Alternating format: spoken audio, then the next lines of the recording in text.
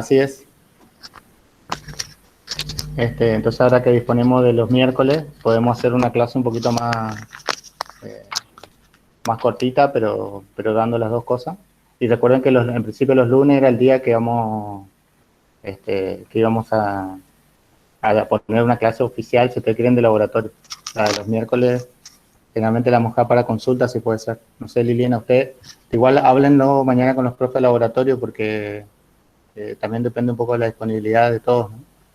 De los profes y de ustedes mismos también. Por ahí los lunes tienen muchos feriados y la verdad que hay muchos lunes feriados, caen, y eso va en contra un poco del normal desarrollo, digamos, de las clases, como ustedes saben. Así que, Y también bueno, está sí. disponible los martes a la tarde, que había dicho Sergio, después de su clase. Sí.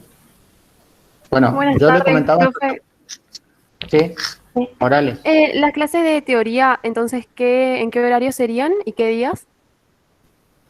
sería los martes de 14, en realidad no va a ser hasta las 18 vueltas, yo le puse así, pero es de 14 a 16 máximo, sería la clase de teoría, martes, o sea, hoy, Ah, ok, así profe, como gracias. todo el cuatrimestre, salvo, por ejemplo, la semana que viene, que no hay clase. Pero, sin embargo, como dijo Alba, yo también la semana que viene le puedo poner una consulta y probablemente colguemos un tema que sería cinemática en 2 dimensiones.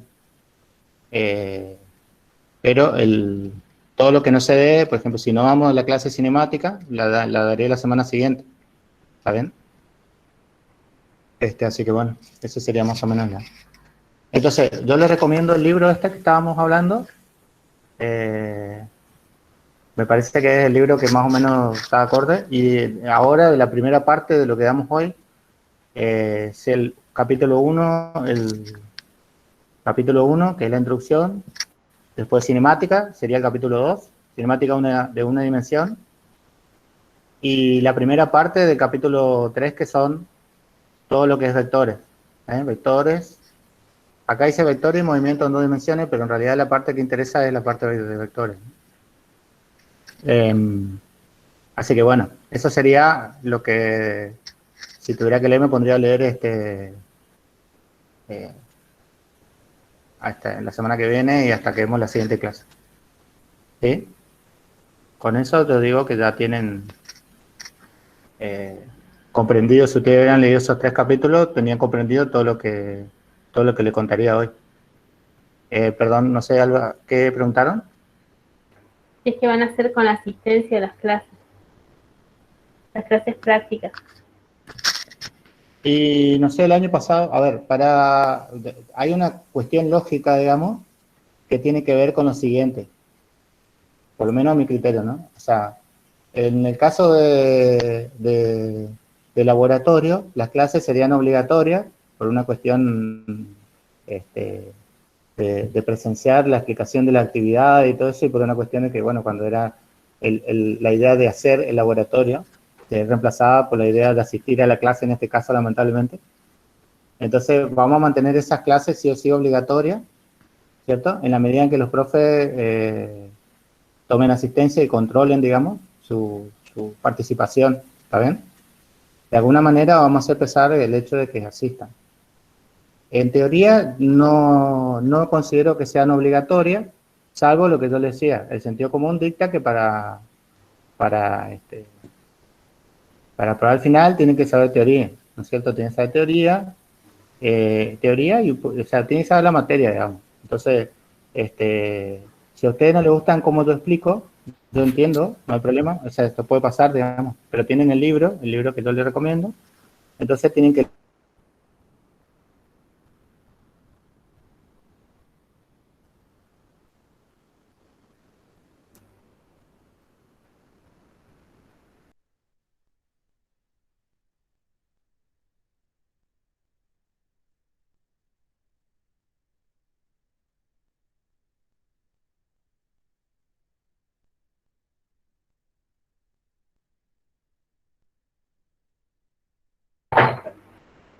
¿Hola?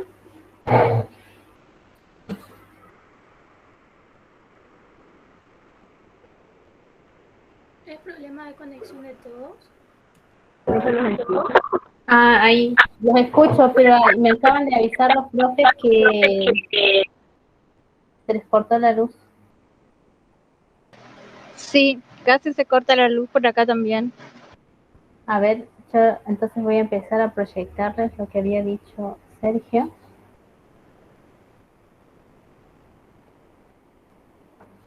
Así seguimos un poquito más. ¿Todos Profe. pudieron entrar al aula? Hola, Profe, sí. Ahí volvió Sergio.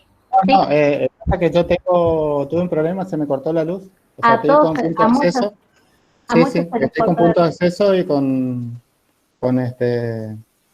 batería de la compu. O sea, no sé hasta qué momento me va a durar esto. Pero bueno, entonces o sea, no, entonces no son obligatorias las clases de teoría, las de práctico depende de los profes, pero evidentemente es urgente aprobar los parciales y para eso necesitan la ayuda de los profesores de práctico. Así Claro. que está de más decir que les conviene venir a las clases de práctico. Si no, están solos, digamos, en su casa, digamos, practicando, ¿viste? O con algún compañero. Muchas veces yo he estudiado solo y me fue bien, pero a veces cuando se complica es bueno tener un profe al lado que te ayude un poquito, que te diga como cuáles son los trucos para resolver los problemas, digamos. Así que, qué sé yo, depende entonces del compromiso un poco de que ustedes pongan con la asignatura, digamos. Yo creo que, lo único que le digo es si usted le mete pata, van a probar, o sea, no, van a rendir los parciales y van a regularizar, entonces, metanle pata, digamos. Eso es lo único que le digo. Sí, Disculpe. Los parciales solamente son prácticos o también entra teoría. a ver, sí, sí, serían prácticos, digamos. A ver, silenciate un poquito, Lar. Los parciales son prácticos, pero puede haber una pregunta, por ejemplo, un ítem que diga qué pasaría en tal caso, que requiere un poquito más de comprensión, digamos, de lo que están resolviendo, más que simplemente el cálculo, ¿no? O sea, un análisis. Por ahí se le pide un análisis. Yo no considero que eso sea teoría, porque en realidad la división entre teoría y práctico en física es un poco arbitraria, ¿no? O sea, como ustedes ya saben, es un poquito más bien pedagógica. Pero cuando ustedes tienen que encarar una situación, en realidad tienen que usar todos los conocimientos que tienen, ¿no? En general va a pasar eso, ¿no? Entonces, por ahí se le pide algún análisis de alguna situación. En lo posible vamos a tratar de que sean cosas que se le han pedido o equivalentemente se le han pedido en los prácticos, pero como ustedes saben, siempre hay un salto entre la guía y el parcial. Siempre tiene que haber un salto en el sentido de que ustedes tienen que testear su conocimiento. ¿Ya? No se le puede dar exactamente lo mismo. profe, Sí, hola. disculpe, buenas tardes, ¿cómo están? Buenas tardes para todos. Estuve teniendo problemas para conectarme, por eso le vuelvo quizás a hacer la misma pregunta, pero necesito tener la grilla para pasar en mi trabajo. Entonces serían las clases de teoría los martes de 14 a 16 aproximadamente, miércoles y jueves para práctica, que ustedes nos separarían, digamos, después sabríamos bien cuál sería nuestro grupo, algo así entiendo. Y podría, Bien. por favor, repetir cuándo serían los horarios de laboratorio. El horario de laboratorio, nosotros recientemente conseguimos los miércoles, por eso no estaba en la grilla inicial, esa que yo le estaba mostrando recién, ¿viste? Perfecto. Acá teníamos esta grillita, esta de acá. Los lunes estaba pensado como clase, digamos, puntal de laboratorio, en el sentido que es la clase. Pero, no. Los miércoles ahora se nos liberó el horario, entonces íbamos a quedar 16:30, creo que era, 18 la clase de laboratorio. Perfecto. ¿Y eso, profe, ustedes nos organizan o nosotros elegimos? No, la inscripción de los laboratorios, mañana asistí a la clase y ahí te van a contar, la inscripción de los laboratorios se haría, porque bueno, no sé, estaban teniendo algunos problemas los chicos para la inscripción con el tema del link del aula, pero se haría a través del aula, directamente del aula virtual, y no sé si viste, pero en el chat habíamos colocado el link, No, viste, de este link, el link el link del aula y la clave de automatriculación, ¿está bien? no lo había visto. No lo he visto, bueno, entonces eso estaba en el chat, no sé si cuando traes después te lo muestra igual, pero es Perfecto. esto de acá, si querés sacarle una foto o meterte en el link. Sí, Básicamente es en el aula de licenciatura en química, entrada mecánica, calor y termodinámica, y ahí tenés la clave esta MCT 2021, ¿está bien? perfecto. Entonces esa era ahí estaba la cosa, ¿está bien? ¿Te parece? Sí, sí, profe, gracias. Bueno, no sé si hay alguna otra pregunta eh, respecto de la parte de organización, digamos, Supuestamente ya se puede acceder a... Eso estaba arreglándolo Lili, pero se le cortó la luz, el link de acceso Ah, al laboratorio. Que bueno, pregunta. ahí Luque dice que se puede acceder al link. Ujú. Los parciales, Luciana Morales pregunta, ¿los parciales serán a través del aula virtual? La respuesta a eso es, los parciales se van a hacer a través de una reunión Meet, ¿cierto? Donde nosotros le vamos a pasar los enunciados de los parciales, ¿cierto? En un PDF. Y le vamos a dar un protocolo después de cómo se rendería. Y ustedes después que terminan eso, entregan. Ustedes van a estar conectados a través de Meet. Y después tienen que sacar fotos de las soluciones que ustedes presentan. Y eso es lo que vamos a evaluar, básicamente. Esos serían los parciales. Mientras que los cuestionarios son a través del aula directamente. Y no sé si probablemente sea con alguna herramienta tipo multiple choice o alguna cosa del estilo, para que ustedes completen. Va a ser rápido, eso va a ser más rápido. Los parciales en realidad van a tener 3 horas probablemente para resolver los ejercicios. Va a ser como un parcial común, pero virtual. ¿Sí? ¿Se entiende? Claro, o Yo sea, voy a... No, sí, hablalo. seguramente la parte donde está evaluaciones, ahí vamos a poner los cuestionarios, los parciales, y el cuestionario lo van a tener que resolver, pero es un cuestionario, así que no va a ser por Meet. Pero los parciales sí. Nosotros vamos a ponerle el parcial en la parte que dice evaluaciones como tarea, y ustedes ahí van a poder descargar el PDF. Ese va a ser el... Pero ya llegado el momento les vamos a explicar un poquito más. Sí. Probablemente lo pongamos en el aula y bueno, recién estaba por decir algo y me olvidé. Bueno, sí, bueno. Bueno, básicamente entonces ahora lo que vamos a hacer es le voy a contar un poquito sobre los contenidos que quiero dar esta semana, ¿cierto? Yo No sé si... me voy a retirar, chicos, pero en principio mañana nos veríamos de 14 a 16, como va a ser por orden alfabético, para que vayan sabiendo más o menos las primeras, los apellidos que comienzan con el principio del abecedario irían conmigo, la primera mitad. Ahora lo vamos a definir bien y lo vamos a poner en el aula virtual.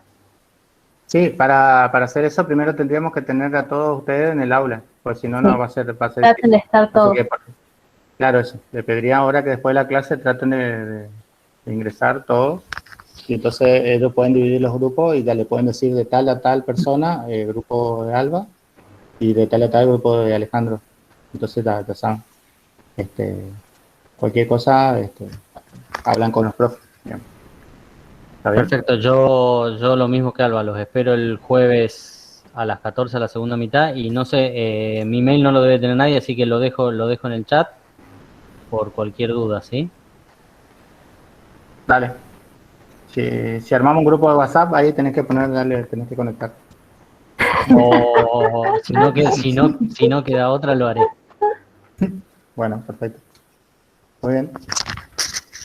Bueno, entonces, después de toda esta conversación sobre metodología de organización acá, les cuento un poquito, les voy a contar, no sé, les recuerdo que me avisen si no escuchan o algo, por favor, porque yo no puedo ver nada proyectando la diapositiva, ¿está bien? No puedo ver el chat tampoco. Bueno, mecánica, calor y termodinámica, ¿cierto? Básicamente sería como una física Si ustedes miran los libros de física básica, siempre va a ser el tomo 1, exceptuando algunos temas. Y bueno, acá básicamente esta pregunta es un poco arbitraria. ¿Qué estudia la física? De eso debería ser, ¿qué estudia la física? No es. Entonces, yo siempre yo soy una persona que me gusta tratar de cosas concretas, digamos. Entonces trato de no ser demasiado genérico. Y básicamente, entonces, cuando ustedes piensen que estudiamos, nosotros vamos a pensar en ejemplos básicos, como por ejemplo bloques moviéndose sobre la superficie terrestre, pero también podemos pensar planetas girando alrededor de una estrella, y en última instancia cosas muy pequeñas como átomos y moléculas que forman la materia. Esos son nuestros sistemas de estudio, están en ese ejemplo. Obviamente nos podemos imaginar infinitos otros ejemplos, pero simplemente para que tengamos en mente cuál es la idea, digamos, de qué queremos estudiar, qué queremos comprender, ¿no? ¿Qué queremos comprender? Esa es una cuestión importante. Para hacer nuestro estudio, nosotros tenemos una metodología, ¿no es cierto? Y la metodología está acá como una especie de esquematizada. Mucho de esto en realidad pasa un poco en una comunidad o en el cerebro de una persona, básicamente. Entonces, la idea básica de cómo modelamos la realidad es a través de tener, por ejemplo, en este caso acá le pone cuerpos en movimiento. Suponete que nosotros queremos estudiar el movimiento de los cuerpos, entonces, los cuales podrían ser cualesquiera, o sea, autos, planetas, electrones, lo que sea que sean estos entes. Y nosotros vamos a modelar estos entes reales, supuestamente, los vamos a modelar con elementos de la matemática. O sea, por ejemplo, vamos a definir puntos, funciones y vectores, ¿no es cierto?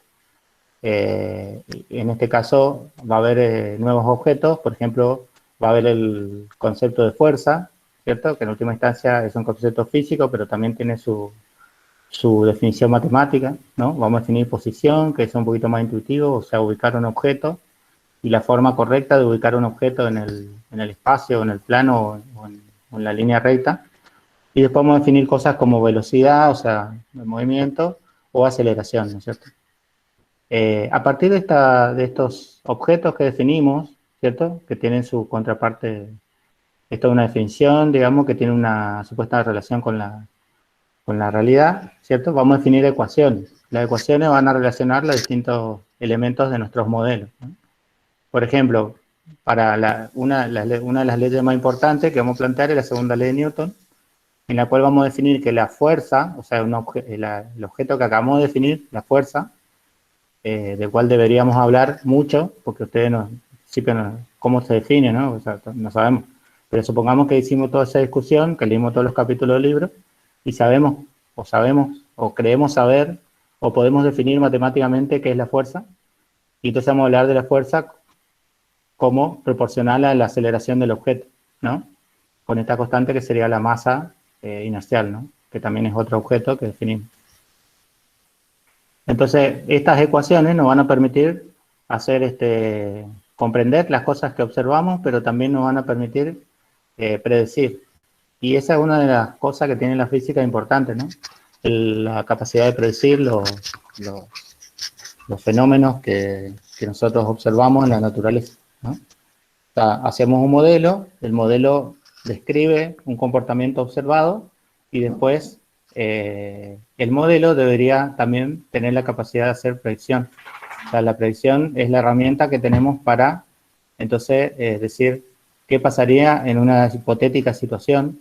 Los cálculos del modelo nos van a dar resultados y los resultados se contrastarán, evidentemente, en última instancia, con nuestro juez, que es el experimento. Entonces, los experimentos están subyacentes a toda esta construcción que nosotros hacemos y, evidentemente, al fin y al cabo, las predicciones tienen que ser comprobadas, ¿no es cierto?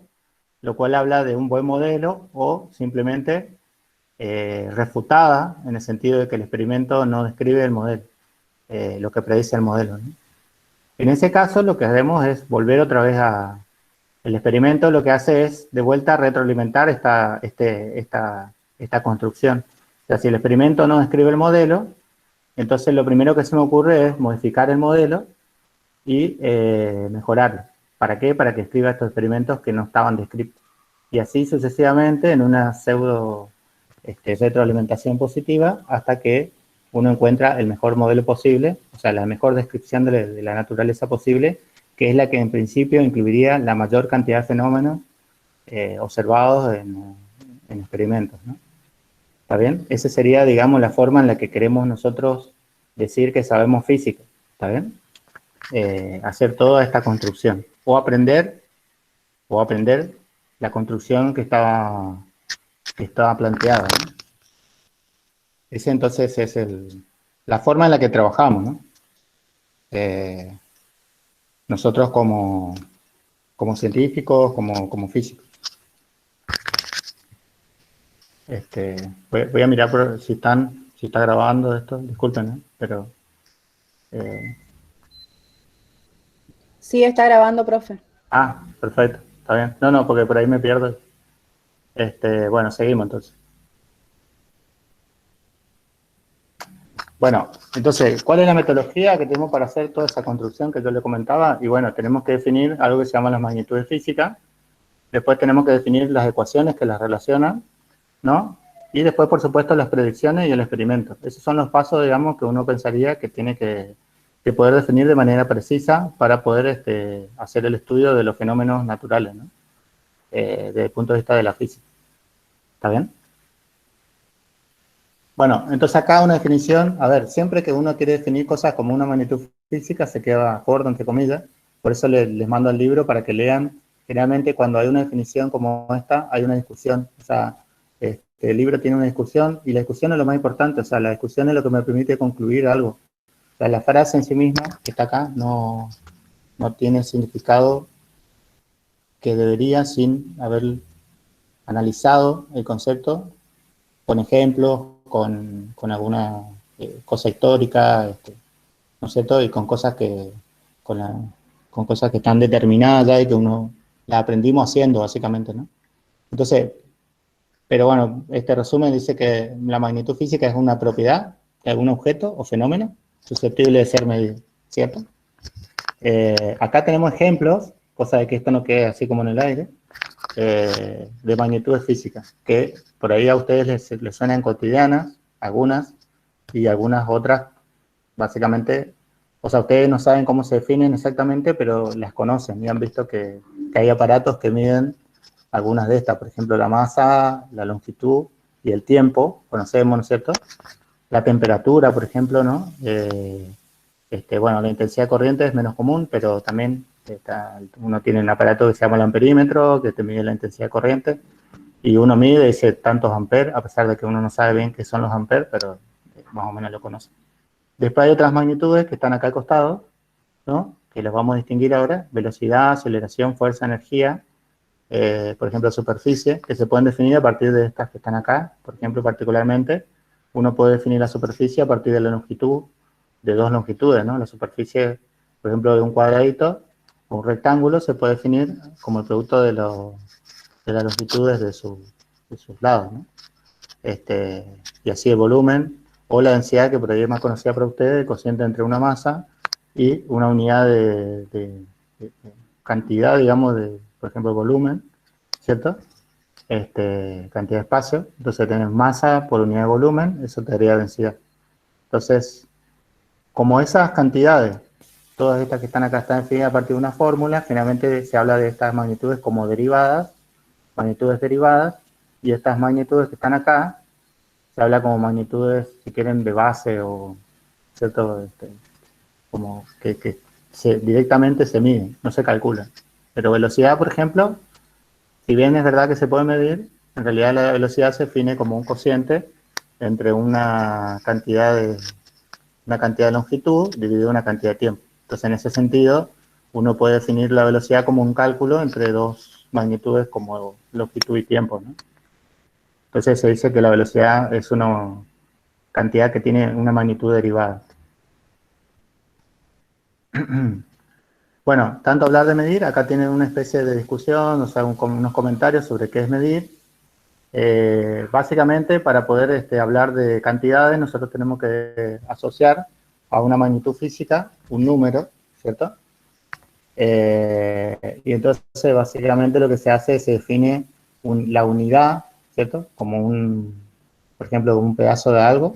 Por ejemplo, si vos tenés una longitud, agarrás una longitud de un celular, por ejemplo, y decís, este va a ser mi unidad de longitud.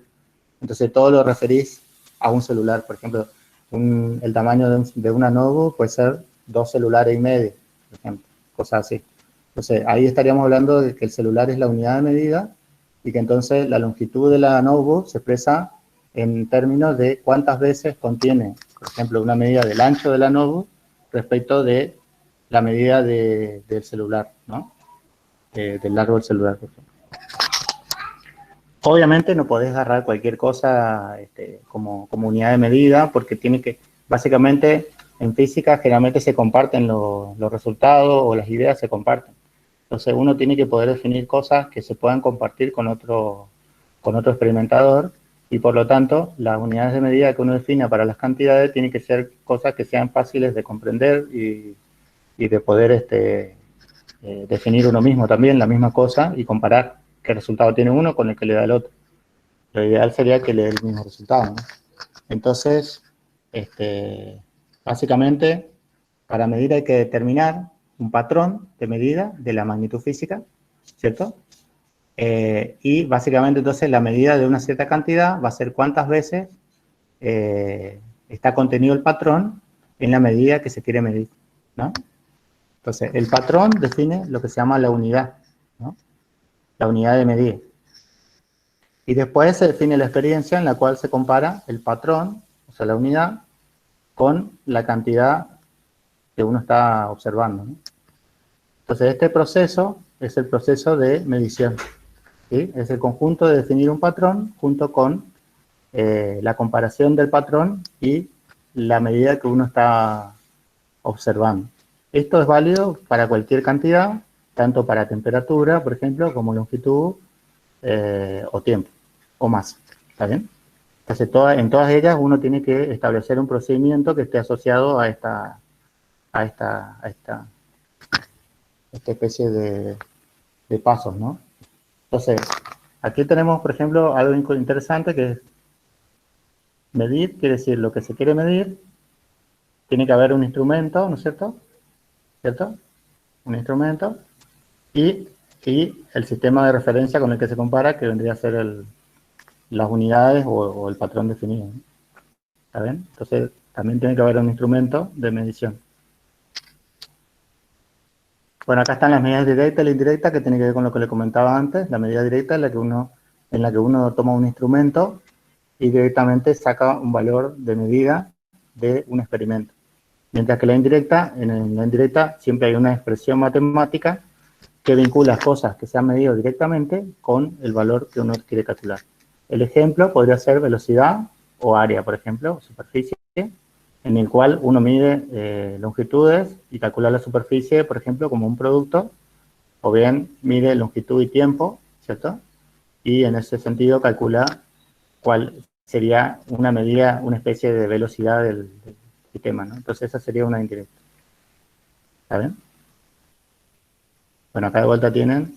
En este caso ya definimos un sistema particular. Existen varios sistemas de unidades que podemos usar. Entonces acá tenemos, por ejemplo, el sistema internacional, que es el que vamos a usar nosotros. Es recomendable, ¿cierto? Usar estandarizado, en el cual la longitud siempre se mide en metros, la masa se mide en kilos, el tiempo se mide en segundos, y eso por ahora es lo que nos interesa a nosotros. Y eventualmente nos interesará decir que la temperatura termodinámica se mide en grados Kelvin. Eso para la segunda parte.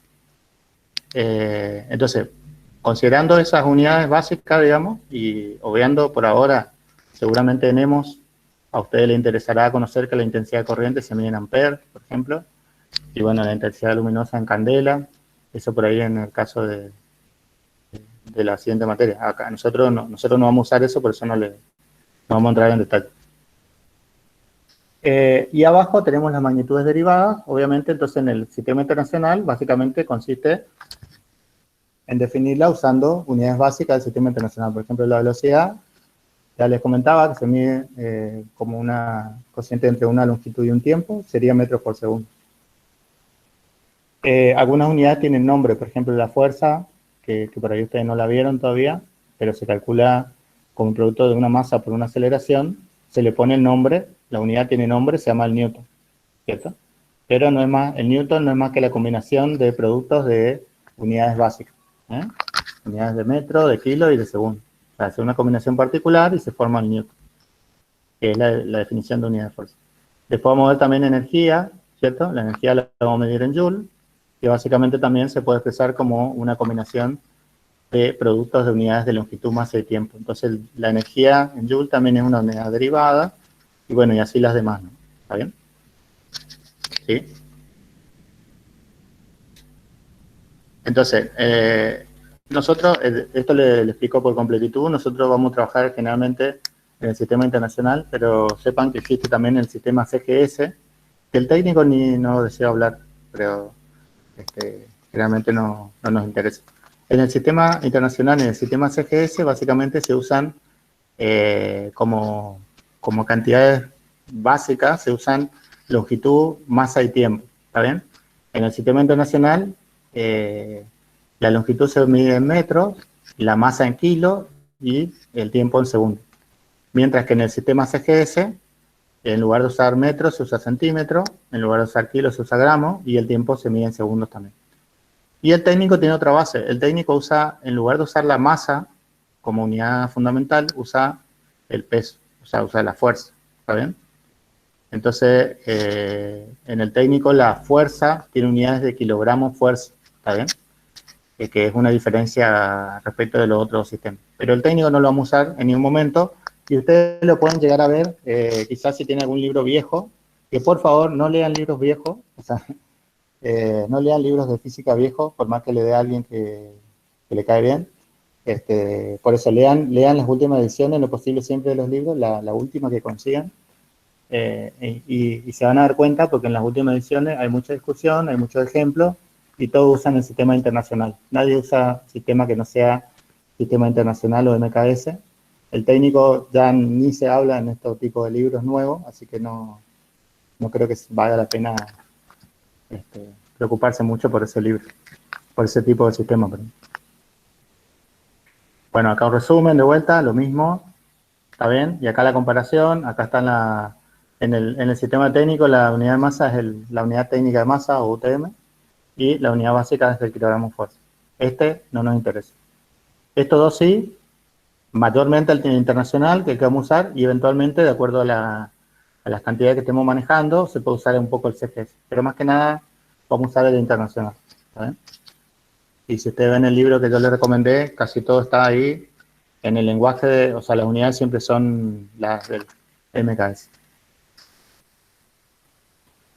Bueno, entonces, si nosotros estamos hablando, obviamente toda la gente generalmente presenta sus resultados, no siempre usa el MKS, y a veces es más conveniente usar, por ejemplo, unidades más pequeñas, ¿no es cierto? Cuando trabajamos en centímetros o sus derivados más pequeños, digamos, milímetro, que sea micrómetro, bueno, ustedes pueden recorrer toda esa escala que difieren en potencias de 10, y nosotros entonces tenemos una cierta cantidad y la queremos convertir a otra de otra unidad. Por ejemplo, acá típicamente decimos, supónganse que queremos pasar una longitud, en este caso, de centímetro a metro, ¿está bien? Entonces, lo que se usa es la igualdad, o sea, la relación. Se dice que 100 centímetros va a ser un metro, eso es conocido. Y entonces lo que se hace es se genera un cociente, o sea, teniendo en cuenta que estos dos son iguales, se puede hacer un cociente que sea igual a 1, donde arriba tiene que ser la unidad a la que quiero ir y abajo tiene que ser la unidad en la que tenía mi magnitud. Por ejemplo, en este caso, si quiero pasar, por ejemplo, de centímetro a metro, tendría que usar el factor adimensional que sea 1 metro dividido 100 centímetros. Y eso le haría el factor por la cantidad, por ejemplo, en centímetros, ¿no? Así sería más que nada por ejemplo, 250 centímetros, lo multiplicaría por 1 metro dividido 100 centímetros, y me daría 2.5 metros.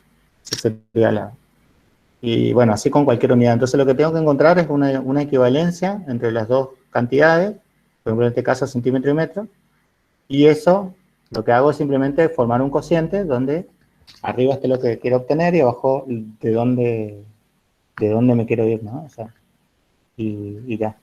Obviamente esta es súper fácil porque es una unidad básica, pero si tengo unidades como velocidad y densidad, es un poquito más complicado porque esas son unidades derivadas, entonces evidentemente tengo un cociente y cada una de las partes del cociente tengo que convertirla. Entonces va a haber una complicación algebraica. Ahí pueden ver si quieren los ejemplos del libro, que tiene algunos ejemplitos sobre cómo pasar de unidades, que están bastante entendibles.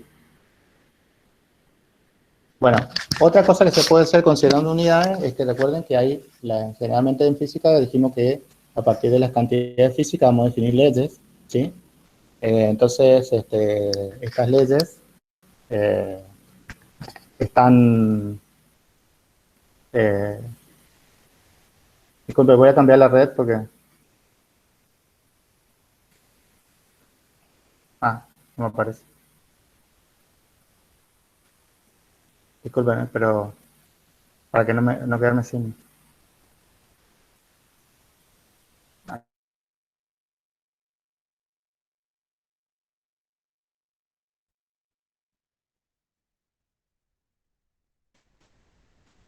Ok. ¿Estoy todavía? Por favor, que alguno me haga comentario porque me cambié la red simplemente para no gastarme... Sí, profe. ¿Eh? Sí, sí. Bien. Bueno, gracias. Y está grabando también. Y está grabando. Perfecto. Entonces, una cuestión interesante que tenemos nosotros asociada a las leyes físicas es que, obviamente, las leyes físicas relacionan distintas magnitudes. Como decíamos hoy, por ejemplo, la segunda ley de Newton relaciona fuerza con masa y aceleración. Todavía no definimos ninguna, pero, bueno, son cantidades, ¿no? Entonces, por ejemplo, acá, una cosa interesante es que realmente hay constantes acompañándole en las leyes. Por ejemplo, acá tenemos una longitud, va a ser igual a el producto de una constante A, que no conocemos, por la masa del objeto, ¿cierto? Más un B también desconocido, ¿cierto? O bien tenemos otra relación, que relaciona longitud y masa, que sería longitud igual a esta constante K, distinto de A, por 1 sobre M, ahora, más B. Entonces, nosotros si bien no podemos conocer el valor exacto de A y B, usando simplemente un análisis de las dimensiones, sí podemos saber, por ejemplo, qué unidades deberían tener estas constantes, para que la ecuación sea compatible, ¿no? Y para eso hay que considerar un par de cositas. Por ejemplo, si yo sumo dos cantidades, las cantidades tienen que ser de la misma unidad, ¿cierto? O 2, o 3, o 4 las que sumen. Y la otra cosa es que en la igualdad solo puedo considerar igualdad de cantidades y unidades. O sea, la magnitud completa, la magnitud física completa, en la igualdad se tiene que cumplir que tengan no solamente el mismo valor numérico, sino también la misma unidad. ¿Está bien? Entonces, considerando eso, por ejemplo, Profe, acá es... ¿Sí? ¿puede repetir eso último que dijo? Porque eso me cortó, no escuché bien. No escuché bien de qué dijo. No, lo que digo es que si vos querés comparar, por ejemplo, como en este caso, ¿no? Que tenés acá, tenés una ecuación, para poder comparar la ecuación, en una igualdad, no solamente los valores numéricos tienen que ser los mismos, sino también tienen que ser las unidades, ¿cierto? O sea, si yo hago el producto de A por M y le sumo B, el resultado de esto tiene que tener unidad de longitud, ¿está bien? Esa es la primera cosa. Y la segunda cosa es que si voy a sumar dos cantidades, o 3, o 4, o lo que sea, tienen que tener también la misma unidad. O sea, como dice, no puedo sumar peras con manzanas, decían las maestras de primaria. Está. Sí, Es tal cual, es tal cual. Gracias. Entonces, yo no puedo sumar magnitudes que no tengan la misma unidad. O sea, magnitudes físicas diferentes no se pueden sumar, básicamente. ¿Sí? Entonces, para poder hacer la ecuación, básicamente, yo tengo que multiplicarle una constante, entonces, a la masa, de tal manera que el producto de la masa por la constante me dé longitud, ¿cierto? De tal manera que sumando esta longitud y esta otra vez, que también debería ser longitud, obtenga un resultado que sería una cierta cantidad de metros, ¿está bien? Entonces, la primera conclusión de este análisis que uno saca es que B tiene que ser longitud, ¿está bien? Acá y acá, en los dos, ¿está bien? Y la otra cosa que uno dice es que el producto entre A y M tiene que ser longitud. ¿Sí? Entonces, A por M tiene unidad de longitud, ¿sí? Por lo tanto, el producto entre A y la masa tiene que ser longitud, y eso lo que uno ve es que entonces A tiene que tener unidades de longitud sobre masa, ¿sí? O L por M a la menos 1, que sería esto de acá. ¿Está bien? Por ejemplo, en el sistema MKS, en el sistema internacional, A sería metros por kilogramos a la menos 1. ¿Está bien? ¿Sí? Esa sería la unidad de A. Ahora, yo puedo hacer lo mismo en la ecuación, en la otra ecuación de abajo. ¿Está bien?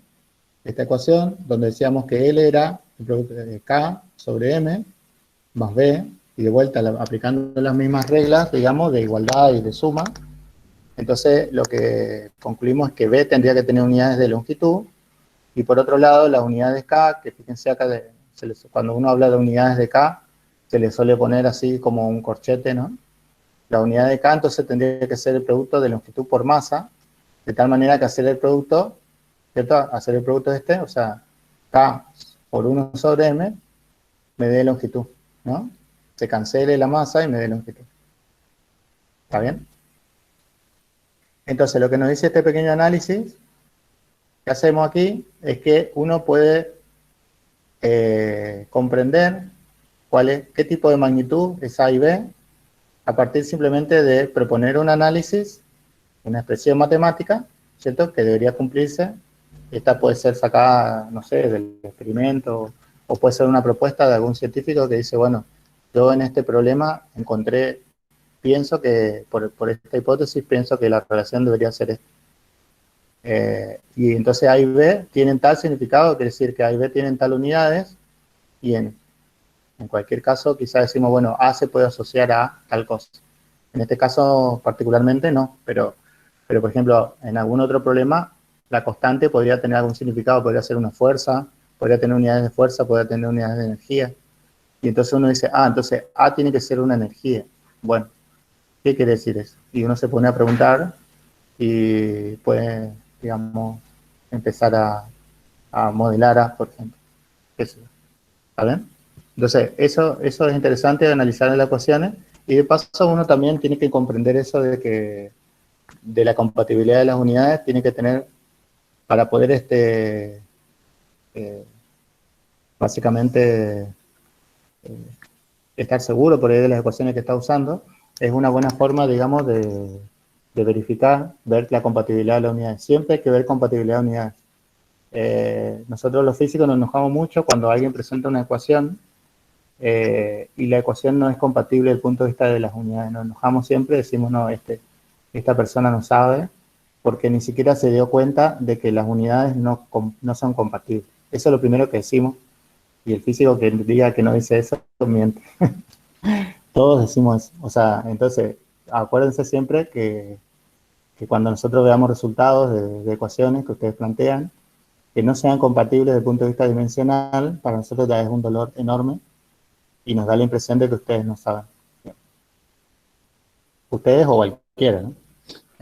Siempre estamos pendientes de ese tipo de cosas.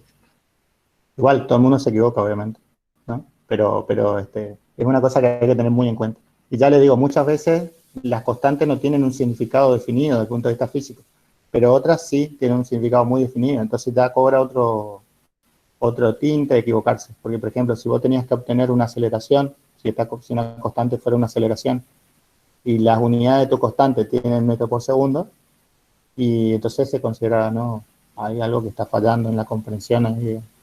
¿Está bien? Entonces, analicen este tipo de cosas, generalmente es de buen físico analizar este tipo de cosas cuando uno tiene una ecuación. Realmente, ¿qué pasa con las unidades? Es lo primero que uno mira. Bueno, entonces, de todas maneras no podemos saber los valores, ¿no? Solamente las unidades conocemos, pero si hay un pi, si A vale pi o si A vale 2.5, la verdad que no tengo idea, a menos que haga una mención, por ejemplo, o obtenga mediante alguna otra hipótesis cuál podría ser el valor de A, o de K, o de B.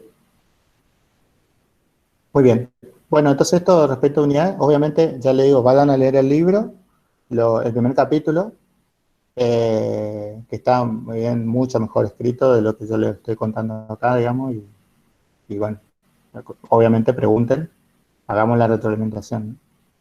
Bueno, la otra cosa que le quería comentar es lo que está en el capítulo 3, digamos, en la primera parte, que es una introducción a la parte de vectores, ¿cierto? Nosotros en particular nos interesa vectores, la primera que vamos a ver tiene que ver con cinemática.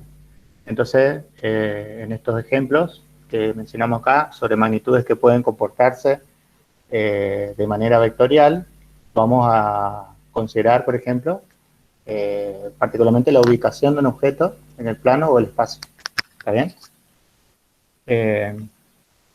El otro vector que también nos interesa en cinemática es lo que se llama el desplazamiento, que ahora lo vamos a definir específicamente, ¿cierto? Que es el desplazamiento de un objeto.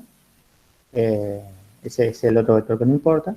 Y después, ya cuando consideremos la segunda ley de Newton, el concepto de fuerza, ¿sí? Y la fuerza, entonces vamos a hablar de una fuerza como una magnitud vectorial. Y en este caso yo le pongo, como no definimos fuerza, le pongo la acción de empujar o tirar un bloque. O sea, eso vendría a representar lo que después vamos a reemplazar por la idea de fuerza, ¿no? La acción de empujar un bloque o tirar de él, digamos, se va a poder también definir mediante una magnitud vectorial, ¿sí? Ese sería entonces 3 ejemplos. Hay otros, un montón, pero creo que estos son los que más nos interesan en este momento.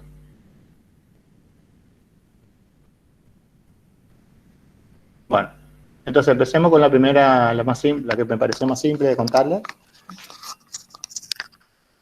Bueno, la ubicación de un objeto en el plano, por ejemplo. ¿Está bien? Acá tenemos, acá no se ve, pero acá está la coordenada X, acá habla del este, del norte, qué sé yo, pero básicamente estamos hablando de una coordenada Y y una coordenada X, ¿cierto? De la definición de lo que implica la flecha esta, de la dirección positiva, una dirección positiva, que en este caso yo arbitrariamente, aunque no hice acá, la definiría siempre, generalmente, hacia la derecha, y hacia lo que digo, hacia el norte o hacia arriba, una coordenada Y positiva, ¿no? De tal manera que las coordenadas que estén, en este caso, acá está el origen de coordenada, este cosito medio verde, este sería el origen de coordenada, este punto se considera 0, ese punto 0, y entonces las alturas que están por aquí son positivas en este caso, y las coordenadas de altura que están por aquí serían negativas. Y lo mismo en el caso de la coordenada horizontal. Las coordenadas horizontales que están a la derecha se pueden considerar positivas, y las que están a la izquierda, consecuentemente, se consideran negativas. Y obviamente, si está en este punto, la coordenada X y la coordenada Y son 0. ¿Está bien? Bueno, dando dos coordenadas cualesquiera, yo puedo obtener la ubicación de algún punto. Por ejemplo, en este caso un móvil, que está en este punto de aquí, que aparentemente sería el punto A. Y este punto A, ¿cierto?, está formado, de alguna manera, de dos formas, la podemos caracterizar, tanto diciendo cuáles son sus coordenadas, o sea, diciendo en qué coordenada en X sub A, y qué coordenada en Y, X, Y sub A tiene, ¿no? Entonces, acá representamos el punto. La ubicación del punto está caracterizada, entonces. Para poder ubicarlo, primero tuvimos que definir un 0. Este 0 que definimos que es este punto de acá, es de alguna manera arbitrario, conveniente, lo elegimos generalmente nosotros, ¿cierto? Lo tenemos que elegir y dejarlo fijo. Bueno, esto que está acá, este punto, sería la representación de un vector, ¿cierto? Un vector que en este caso vamos a hablar de una flecha, el vector como una flecha, que va del origen de coordenada hasta el punto de interés. Por ejemplo, este punto A. A este vector, acá parece que le llamé A, en negrita, ¿ves? Le pongo así, o A flechita arriba, que es el vector A. Entonces el vector A tiene como coordenada X sub A e Y sub A. Y estaría representado, desde el punto de vista geométrico, si ustedes quieren, como una flecha, ¿cierto?, que va desde el origen de coordenada hasta el punto que estoy considerando. Esta distancia en este caso, porque es una distancia, porque estamos hablando de ubicación de un objeto, esta distancia se puede calcular a partir de las coordenadas, ¿no es cierto? Mediante el teorema de Pitágoras, ¿está bien? Y es lo que se llama el módulo del vector. Es el largo de esta flecha, ¿no? El largo de esta flecha sería el módulo. Y se puede calcular el módulo a partir de el teorema de Pitágoras usando las coordenadas. Y después podemos caracterizar otra cosa que es el ángulo respecto a algún eje. Por ejemplo, el ángulo que forma esta flecha, la dirección de la flecha respecto del eje X positivo. Este ángulo alfa, ¿cierto? Entonces sería el ángulo alfa del vector A. Entonces también podemos representar al vector mediante la longitud de la flecha y el ángulo que forma la dirección que toma la flecha respecto de un eje que en este caso es el eje X positivo, ¿está bien? Y generalmente vamos a elegir ese eje como referencia. Digo generalmente porque en algunos casos en el libro van a ver que no, que usa el otro, entonces es un poco relativo, ¿no? Pero en este caso yo lo estoy usando así. Entonces, este objeto entonces que acabo de definir es un vector, ¿sí? El vector, este vector, debido a que se usa para ubicar un objeto, se llama vector posición, ¿cierto? Y el vector posición siempre tiene origen en el origen de coordenadas y va hasta el punto en el cual está el objeto que me interesó ubicar.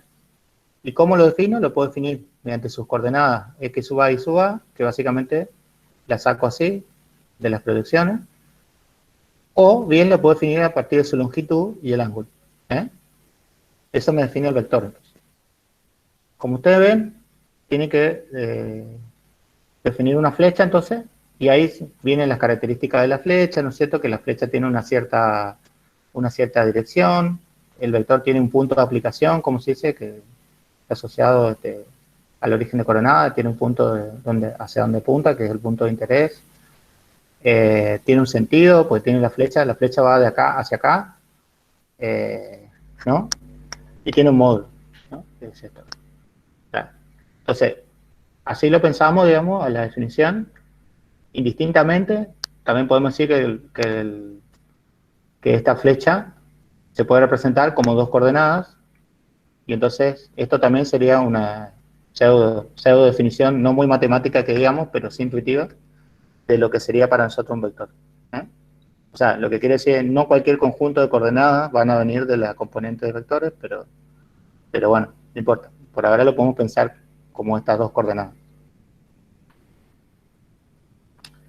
Bueno, acá está básicamente lo que les comentaba antes de cómo transformar entre las coordenadas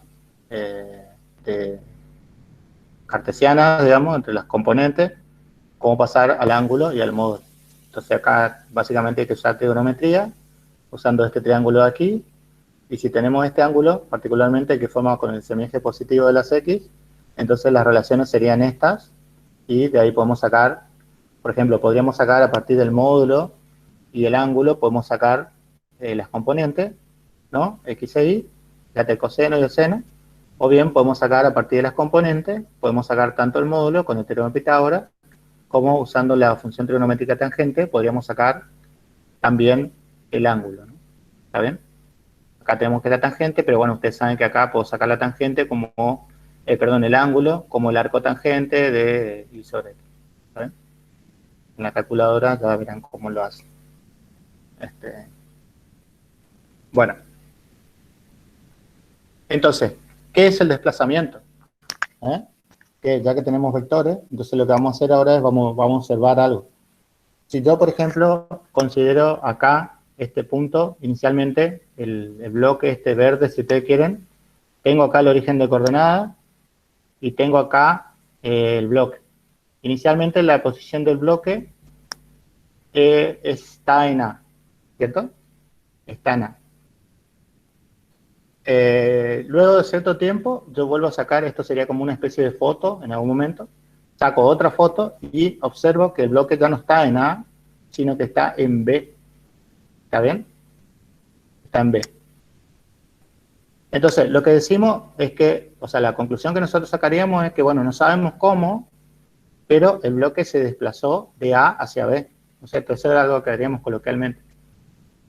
Entonces, el desplazamiento se va a definir como el vector que va de A, o sea, como especie de posición, si ustedes quieren, pero usando como origen el punto A, donde estaba inicialmente el objeto, hacia el punto final B. Este sería el vector desplazamiento.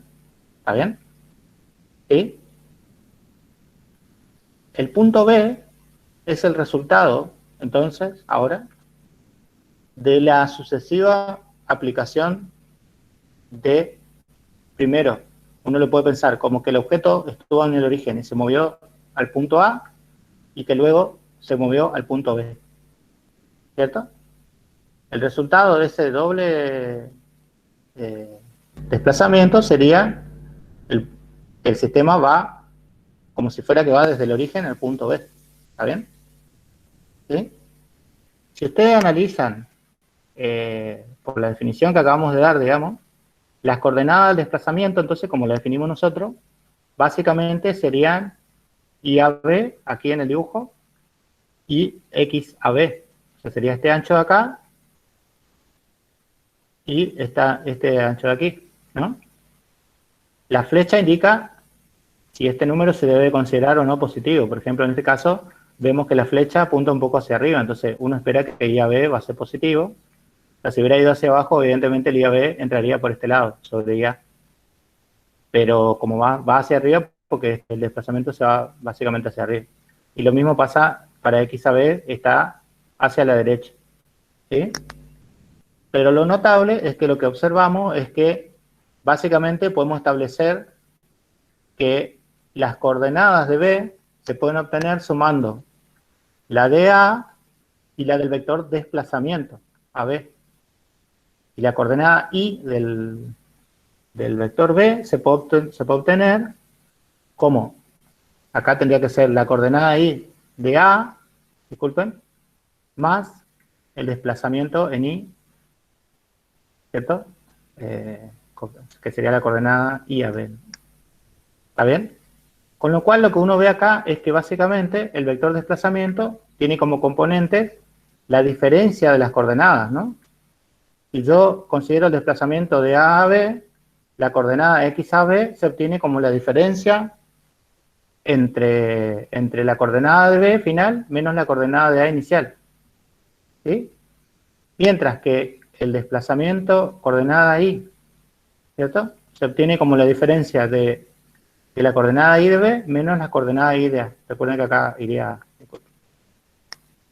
Entonces, el desplazamiento es como una especie de diferencia, ¿no? de vectores. ¿Está bien? Es como una especie de diferencia de vectores. Y a la vez, esta ecuación de acá me permite definir una suma. ¿Cierto? Esta me permite definir una suma. Porque este vector de desplazamiento, que está acá, yo lo podría ubicar como ubico todos los vectores que definí previamente. O sea, como este rosadito, sería el vector desplazamiento de AB, sería este, si lo pongo como una posición. ¿Está bien? Entonces, acá lo que estaría diciendo, también de otra forma, es que el vector B es la suma del vector A y el desplazamiento. ¿Sí? Entonces, esta construcción me permite definir naturalmente lo que es la suma y la resta de vectores. Profe, Entonces, disculpe, para sumar dos vectores, perdón, ¿sí?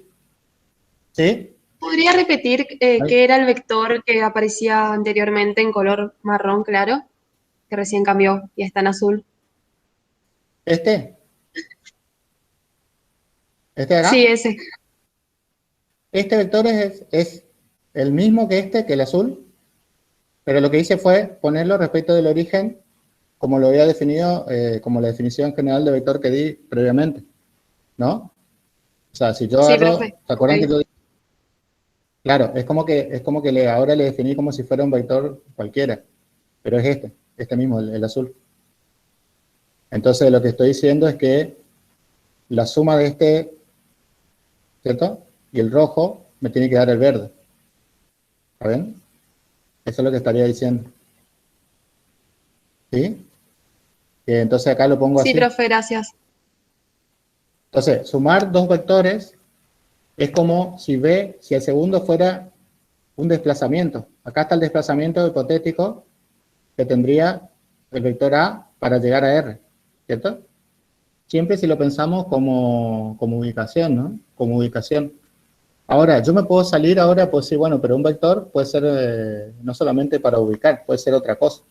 Entonces hablemos de un vector A y un vector B. Y el vector A tiene componentes AX y AI, y el vector B tiene componentes BX y BY. Entonces, yo voy a definir la suma como si B fuera un desplazamiento, ¿cierto? Entonces, la suma de A más B, básicamente es agarrar B y ponerlo acá como si fuera un desplazamiento, y como si la suma de los dos me diera un desplazamiento completo, R. ¿Sí? ¿Está bien? Entonces, de acuerdo a lo que vimos previamente, básicamente entonces la suma Rx sería la suma de las componentes. ¿Sí? Y la suma Ri sería la suma de las componentes en I. Y ya está, eso es la suma entonces. ¿Está bien? Sumar dos vectores es sumar sus componentes. ¿Sí? Eso es una cosa importante. Así de sencillo. Si tuviéramos más coordenadas, sería también en Z, ¿no? Tendríamos que sumar las componentes en Z. ¿Sí? ¿Alguien va a preguntar algo? Profe, Sí. le iba a preguntar si ese es el método del paralelogramo. Y acá fíjate que yo te muestro, a ver, yo te muestro un gráfico, pero además te muestro cómo se calculan las componentes, ¿ves? Claro. Te digo, por ejemplo, que entonces, a ver, lo que vos te referías al método de paralelogramo, el método de paralelogramo lo que hace es obtener la resultante de la suma de dos fuerzas de manera gráfica, ¿no? Claro. Para eso el dibujo. Claro, estaría Entonces, sumando si así, desplazando al otro como para que me quede cómodo de lograr la resultante, digamos. ¿Eso entiendo? No, en realidad no sería el método de paralelogramo porque para que sea, ¿cierto? Yo tendría que agarrar simplemente y sacar el método de paralelogramo, un método gráfico, a eso voy. Ajá. Un método gráfico para obtener la resultante. Entonces yo tendría que hacer el dibujito de escala y, como decís vos, formar así como está acá el paralelogramo y sacar la resultante usando una cierta escala en la unidad del vector, ¿no? Ah, perfecto. Ahí se tomaría método paralelogramo, porque es un método gráfico de obtención de la resultante. Ahora, que el sistema de fuerza, desde el punto de vista, cuando vos lo dibujás geométricamente, este paralelogramo que se forma es independiente de si vos qué método usás. No sé si me explico. Esto es un dibujo que es independiente del método que usás. Esta representación gráfica simplemente es así, digamos. Y gracias, profe. el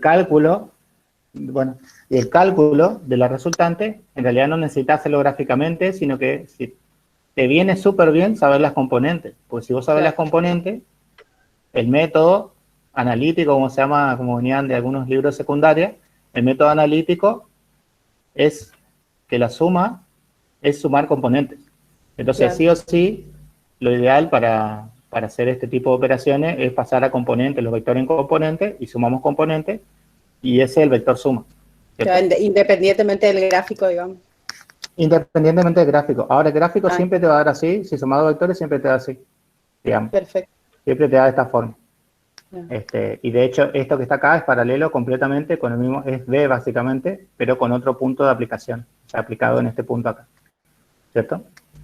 Esa sería la idea, digamos. Pero lo que le tiene que quedar es que la resultante se calcula, si yo quiero sumar vectores, simplemente sumo sus componentes. Eso es lo más fácil de recordar, digamos. Y porque queremos que entiendan, obviamente, cada vez que ustedes hagan suman, lo que nosotros les vamos a pedir es que ustedes también nos hagan un gráfico, cosa que nosotros veamos que ustedes entienden qué están sumando, qué está resultando de la suma, ¿no? Que se hagan la figura mental del vector suma, el significado del vector suma desde el punto de vista geométrico, por lo menos. ¿Por qué queremos eso? Porque queremos que entiendan la situación física. Generalmente los vectores que ustedes están sumando son o posiciones, o quizás están sumando velocidades, quizás están otra cosa. Entonces es importante que lo visualicen, ¿no? ¿Saben? Así que en general van a tener que también poder hacer la gráfica, y eso le va a ayudar a entender un poco, digamos. las situaciones, ¿no? Bueno, si queremos sumar más de 2, sí, acá, entonces, acá no le hice el dibujo, ¿viste? No es tan obvio, pero básicamente la resultante se calcula conociendo las componentes de cada uno de los vectores. La resultante en X va a ser la suma de las componentes en X de cada uno de los vectores que nos interesan, y la resultante en Y, la componente Y de la resultante, va a ser la suma de las componentes Y de todos los vectores que me interesan. ¿Está bien? Así de fácil. Por ahí, acá hacer un paralelogramo, como decía la compañera, es un lío. Entonces, por ahí lo que nos conviene simplemente es calcular el módulo de R y el ángulo y dibujarlo acá, ¿viste? Así, tirarlo ahí por ahí. No sé dónde iría. En algún lado va el R, ahí. Depende de qué módulos y qué direcciones tengan esto. Pero en algún lado aparece R, ¿viste? Así, chum. Y ahí lo dibujás sabiendo el módulo y el ángulo. Con eso podés dibujar el vector. No necesitas hacer toda la estructura, digamos, de paralelogramos y cosas. Simplemente me pones el R y te fijas si tiene sentido común, ¿no? ¿Viste? Porque si todos estos vectores apuntan para arriba, no tendría sentido que R apunte para abajo, ¿no? O sea, acá que R en alguna... ¿Cómo puede ser que la resultante de un montón de cosas que tiran para el mismo lado te esté dando para abajo? ¿No? No puede ser.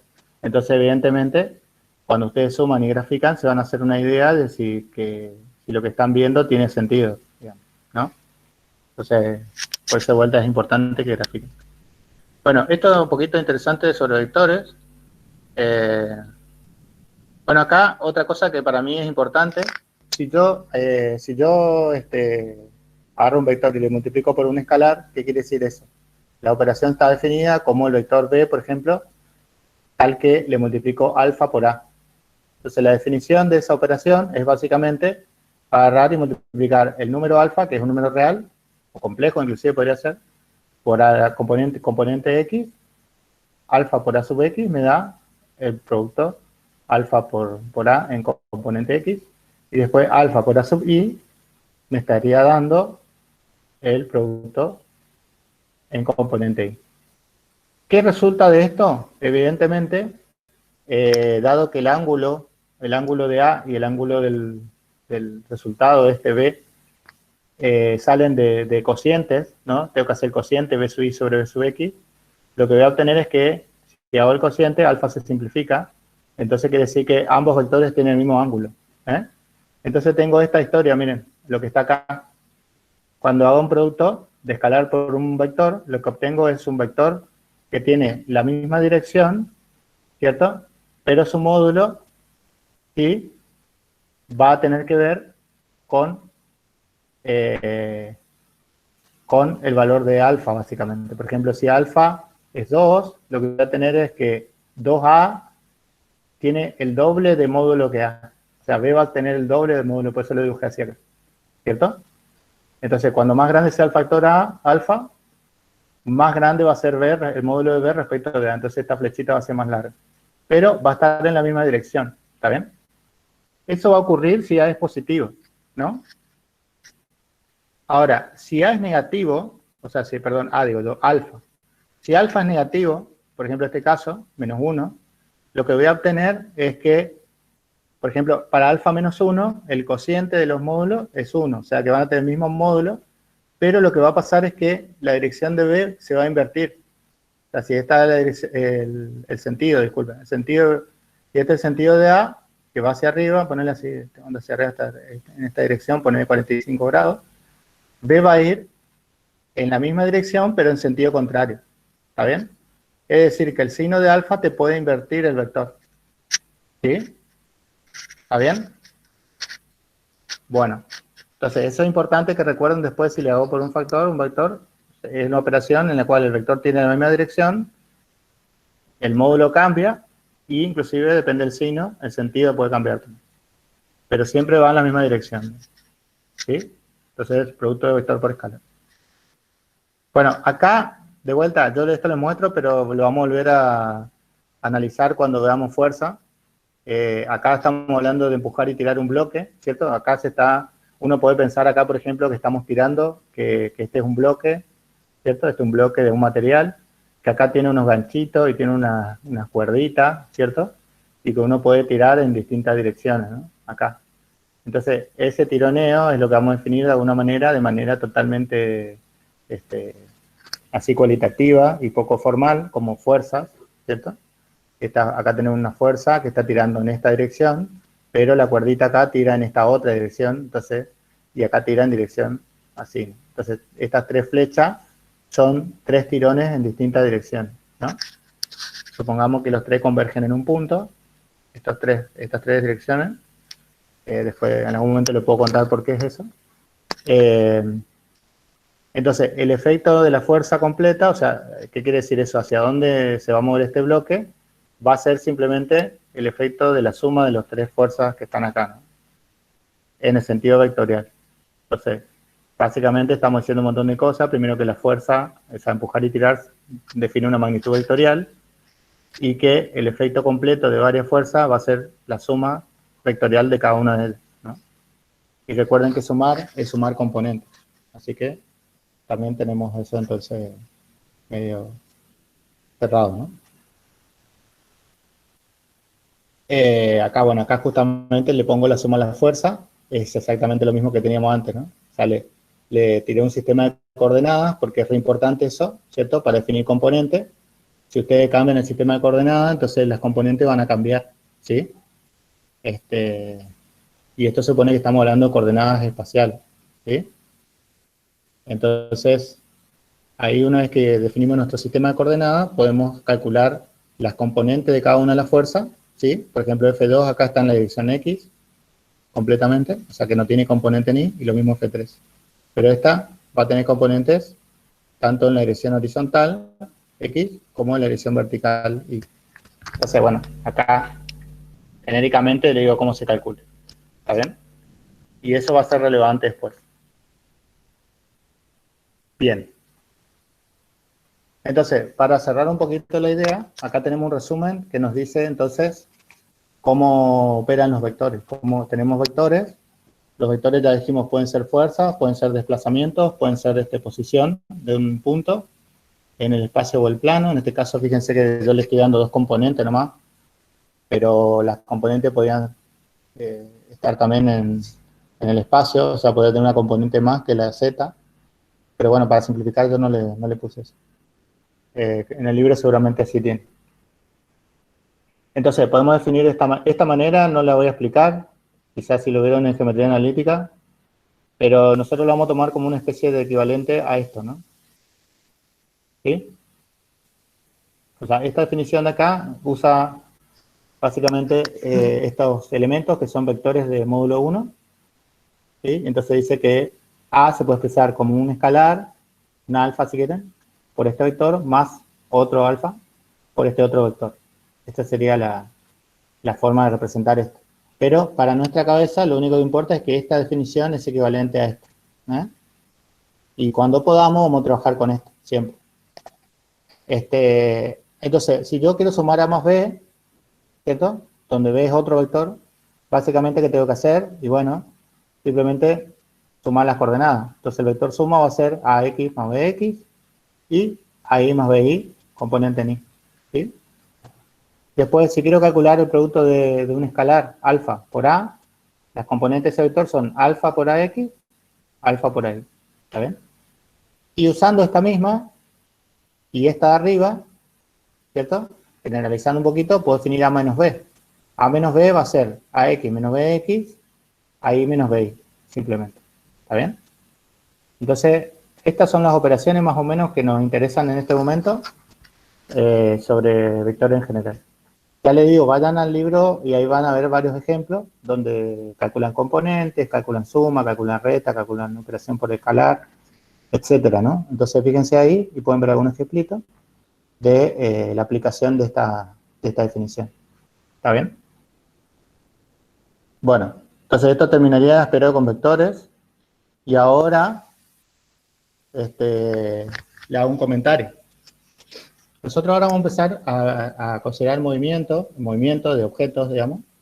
Entonces, para estudiar el movimiento, nosotros vamos a empezar simplemente describiendo el movimiento, o como dicen algunos, considerar el movimiento sin pensar cuáles son las causas que lo producen, ¿no? O sea, Entonces, ¿cuál sería la causa?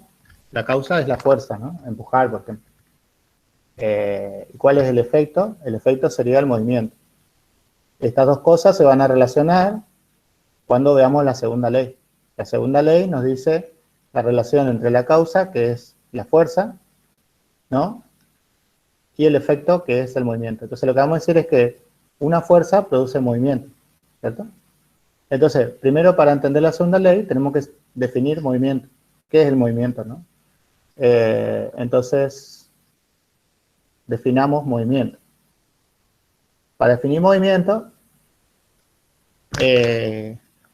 tenemos que definir posición. Ya sabemos que la posición entonces es un vector con dos coordenadas.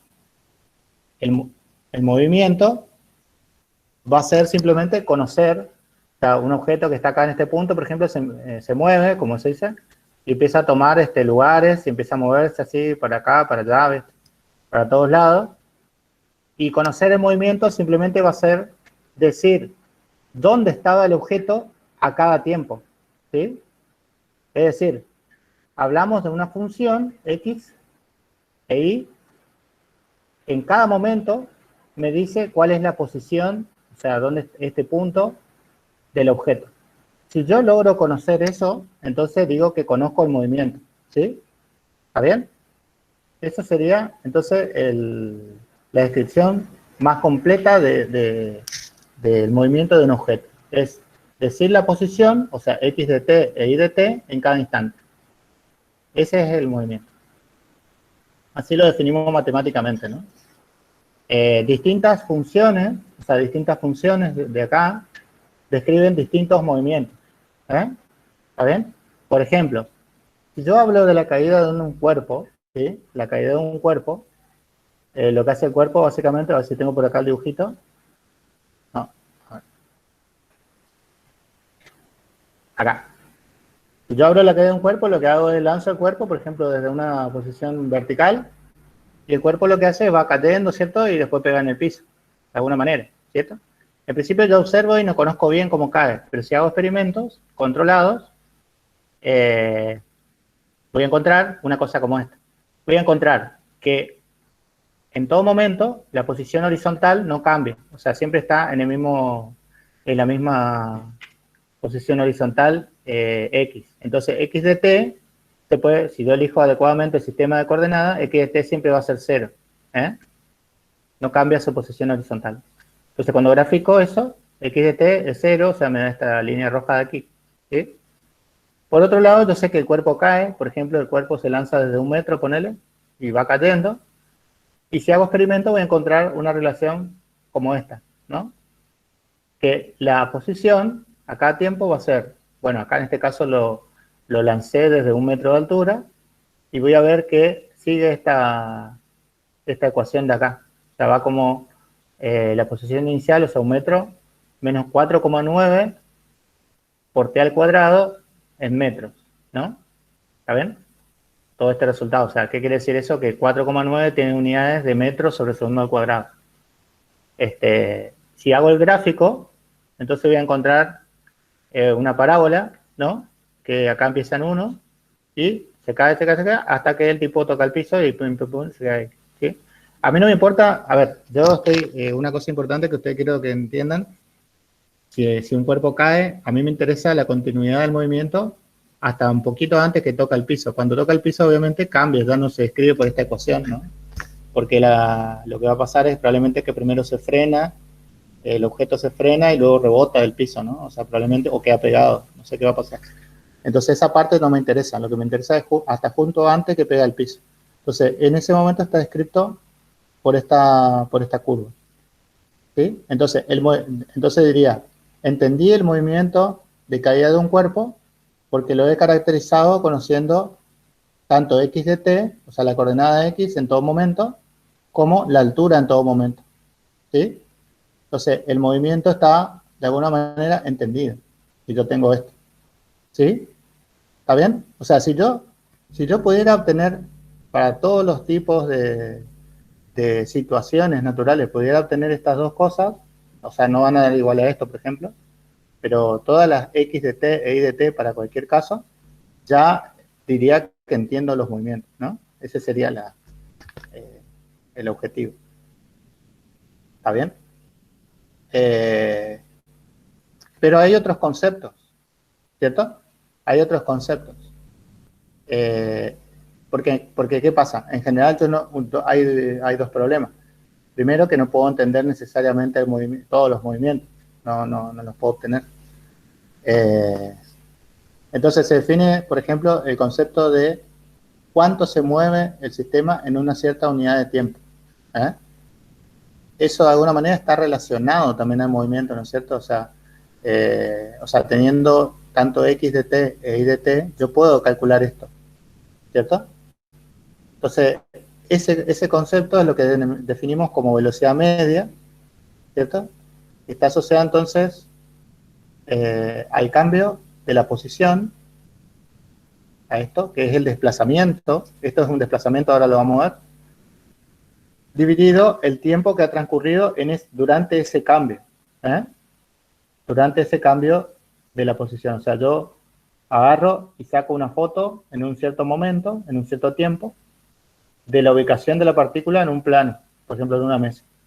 Y luego de un cierto tiempo, ponerle 10 segundos, un delta t de 10 segundos, saco otra foto. Y la partícula está en otro lado. O sea, una pelota, por ejemplo, un borrador, algo que se esté moviendo, un autito, control remoto.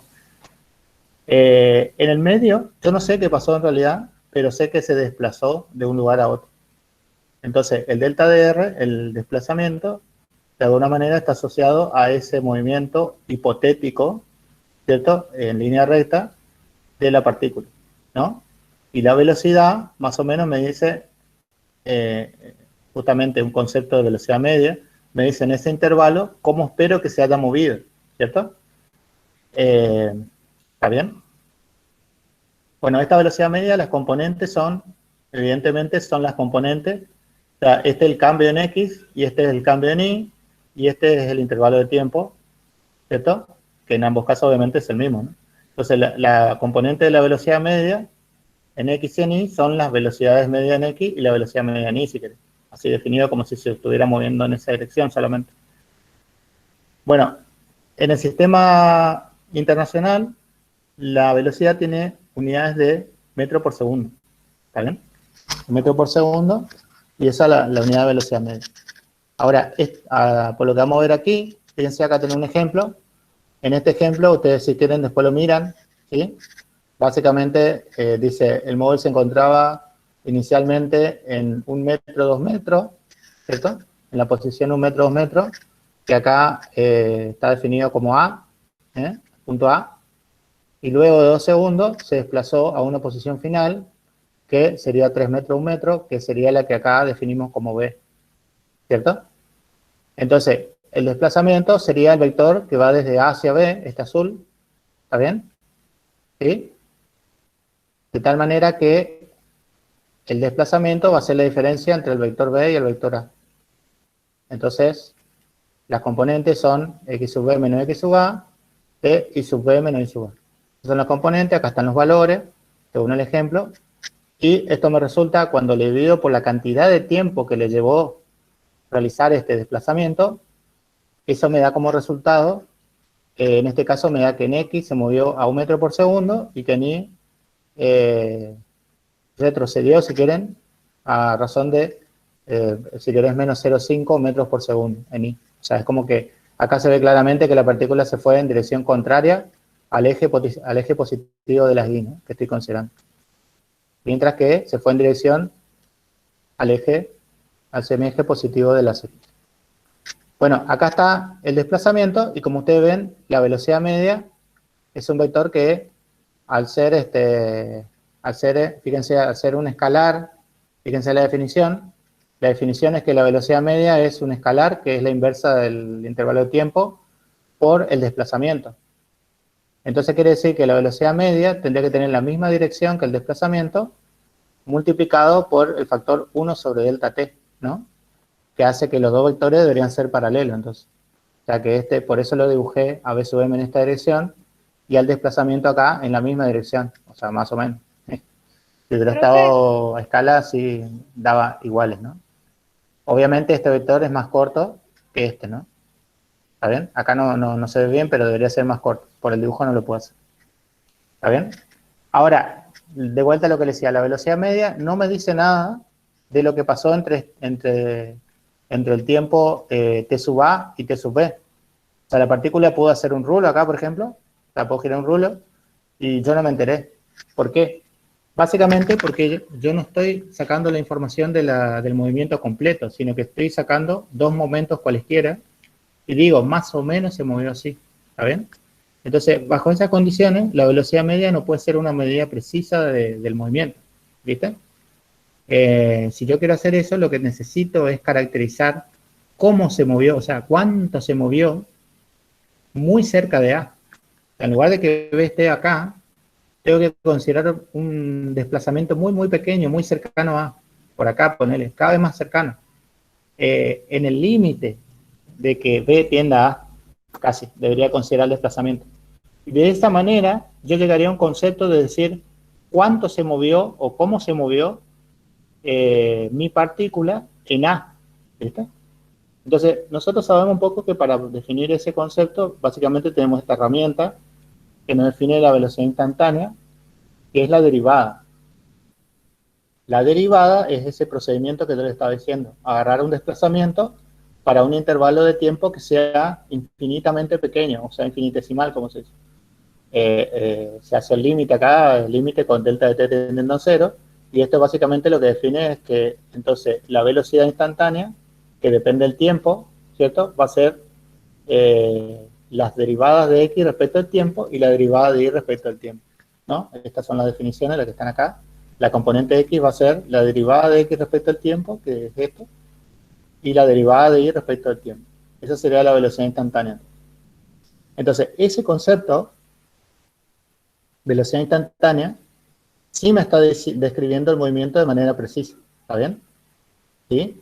O sea, lo único que me estaría perdiendo acá es dónde estaba la partícula inicialmente. Pero teniendo la velocidad, yo ya puedo también conocer de alguna manera cómo se movió la partícula. ¿Está bien?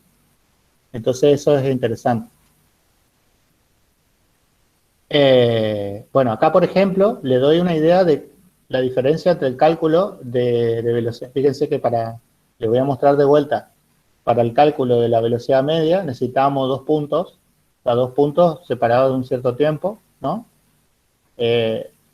Pero para la velocidad instantánea necesito el movimiento. Si yo tengo, por ejemplo, la altura de caída de un objeto, en función del tiempo, ¿no? Yo puedo calcular cuál es la velocidad que llevaba en ese objeto, derivando esto, derivando. Entonces, la derivada de esto, si ustedes se acuerdan, esto va a ser una constante, ¿cierto? Respecto al tiempo, una constante. Por lo tanto, esto se cancela y lo que me queda es este término, que es la derivada de menos 4,9 t al cuadrado en metros, ¿no?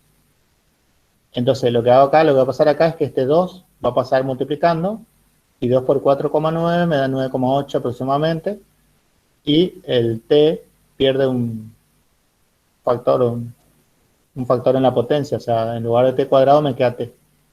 Y entonces esta sería la velocidad en i. Entonces, diferente procedimiento para la velocidad instantánea. La velocidad instantánea se calcula como una derivada, ¿cierto? Mientras que la velocidad media se calcula como un cociente incremental desde el punto de vista matemático, o como esto que está acá, ¿no? Que básicamente es usando el vector de desplazamiento, ¿sí? Ahora, la definición más precisa de movimiento, de velocidad, o sea, de cambio de movimiento, está dada por la velocidad instantánea. Esa es la que nos interesa, ¿sí? Bueno, acá tenemos un ejemplo. En este caso, estamos hablando de un ejemplo de un sistema que me parece que me pasé algo. Ahí está. Me pasé un montón, de hecho. Bueno, entonces, dijimos que esto era la caracterización, entonces, de la velocidad instantánea. Ahora, esto que vamos a definir ahora es la aceleración, ¿está bien? La aceleración la definimos ¿por qué? Porque la segunda ley de Newton, las leyes de la fuerza, digamos, me relaciona esta cantidad con la causa externa. Entonces, sí o sí la tenemos que definir. Si la segunda ley de Newton relacionara la causa externa directamente con la velocidad, nosotros no tendríamos por qué definir la aceleración, no sería necesario. Pero como se observa, o sea, las observaciones y el resumen de la segunda ley dice que la causa externa produce un cambio en la velocidad, ¿cierto? Entonces, es importante definir cómo se caracteriza el cambio de la velocidad en un cierto intervalo de tiempo. Esa magnitud es lo que definimos como aceleración media. ¿Sí? Entonces, la aceleración media está definida como el cambio de velocidad en un cierto intervalo de tiempo. De vuelta, como es un vector, como el delta de t es un escalar, básicamente las componentes de la aceleración, tanto en x como en y, van a ser el cambio de velocidad en las componentes de x e y. ¿Está bien? En cuanto a las unidades, la aceleración tiene unidades de metro por segundo al cuadrado, y eso sale simplemente de hacer acá el análisis dimensional correspondiente. ¿Está bien? Bueno, el mismo análisis que hicimos para la velocidad, lo podemos hacer para la aceleración, en el sentido de que en un cierto intervalo de tiempo finito, jamás tenemos una descripción exacta, si ustedes quieren, del cambio de velocidad en un cierto momento. Entonces, para definir ese cambio de velocidad en un cierto momento, delta de t tendiendo a cero, necesitamos definir la aceleración instantánea. La aceleración instantánea, entonces, se define de la misma manera como el límite de la aceleración media cuando el delta de t tiende a cero, que no es más que la derivada de la velocidad respecto al tiempo. ¿Está bien? Entonces las componentes x e y van a ser la derivada de las componentes, y eso completaría, digamos, la descripción de la velocidad instantánea, que tiene obviamente las mismas unidades que la velocidad media. Sí, perdón. Disculpe que le interrumpa, ¿podría volver a repetir el concepto de aceleración instantánea? Sí. No sé qué, ¿no escuchaste o No, qué cree que? Internet. Ah, ok. No, básicamente lo que hacemos, sí escuchaste, ¿no es cierto? La aceleración media, entonces era el cambio de velocidad en un cierto intervalo de tiempo finito. Ahora, lo que yo decía era que si vos tenés, digamos, siempre que delta de t sea finito, la descripción del cambio de velocidad en un cierto momento exacto no va a estar completa, ¿no? Porque siempre tienes que esperar un cierto tiempo y en el interín no sabes qué pasó con la velocidad, cómo fue que cambió, puede haber cambiado un montón. Entonces, para quitarte encima ese problema de la definición justamente de la aceleración media, lo que tenés que hacer es hacer el delta de t tendiendo a cero, ¿cierto? Y definir entonces una aceleración en un cierto momento, ¿no? ¿Sí? Y para eso entonces vos haces el límite, y en el límite lo que te decía era que el límite de la aceleración media te va a dar la derivada de la velocidad respecto al tiempo. Esa es la definición matemática. ¿Está bien? Que se puede calcular en última instancia en componentes como la derivada de la componente en x de la velocidad respecto al tiempo, y de vuelta acá me comí la x, la derivada de la componente en y de la velocidad respecto al tiempo. Acá debería ser y, disculpe. Eso lo voy a cambiar. Entonces esta sería la subida, ¿sí? Y bueno, esa era la definición. Entonces ahora, de la misma forma que antes, si yo quiero definir una aceleración media, necesito un intervalo de tiempo y dos valores de velocidad, pero si yo quiero definir la aceleración instantánea, necesito el movimiento, o sea, necesito cómo es la velocidad en función del tiempo, ¿no? O sea, no me basta con conocer dos momentos del movimiento, necesito conocer todos los detalles, ¿no? O sea, el BDT completo. ¿Está bien? Bueno, ahora les hacemos un pequeño corte de la dimensión 2 y nos vamos a dimensión 1.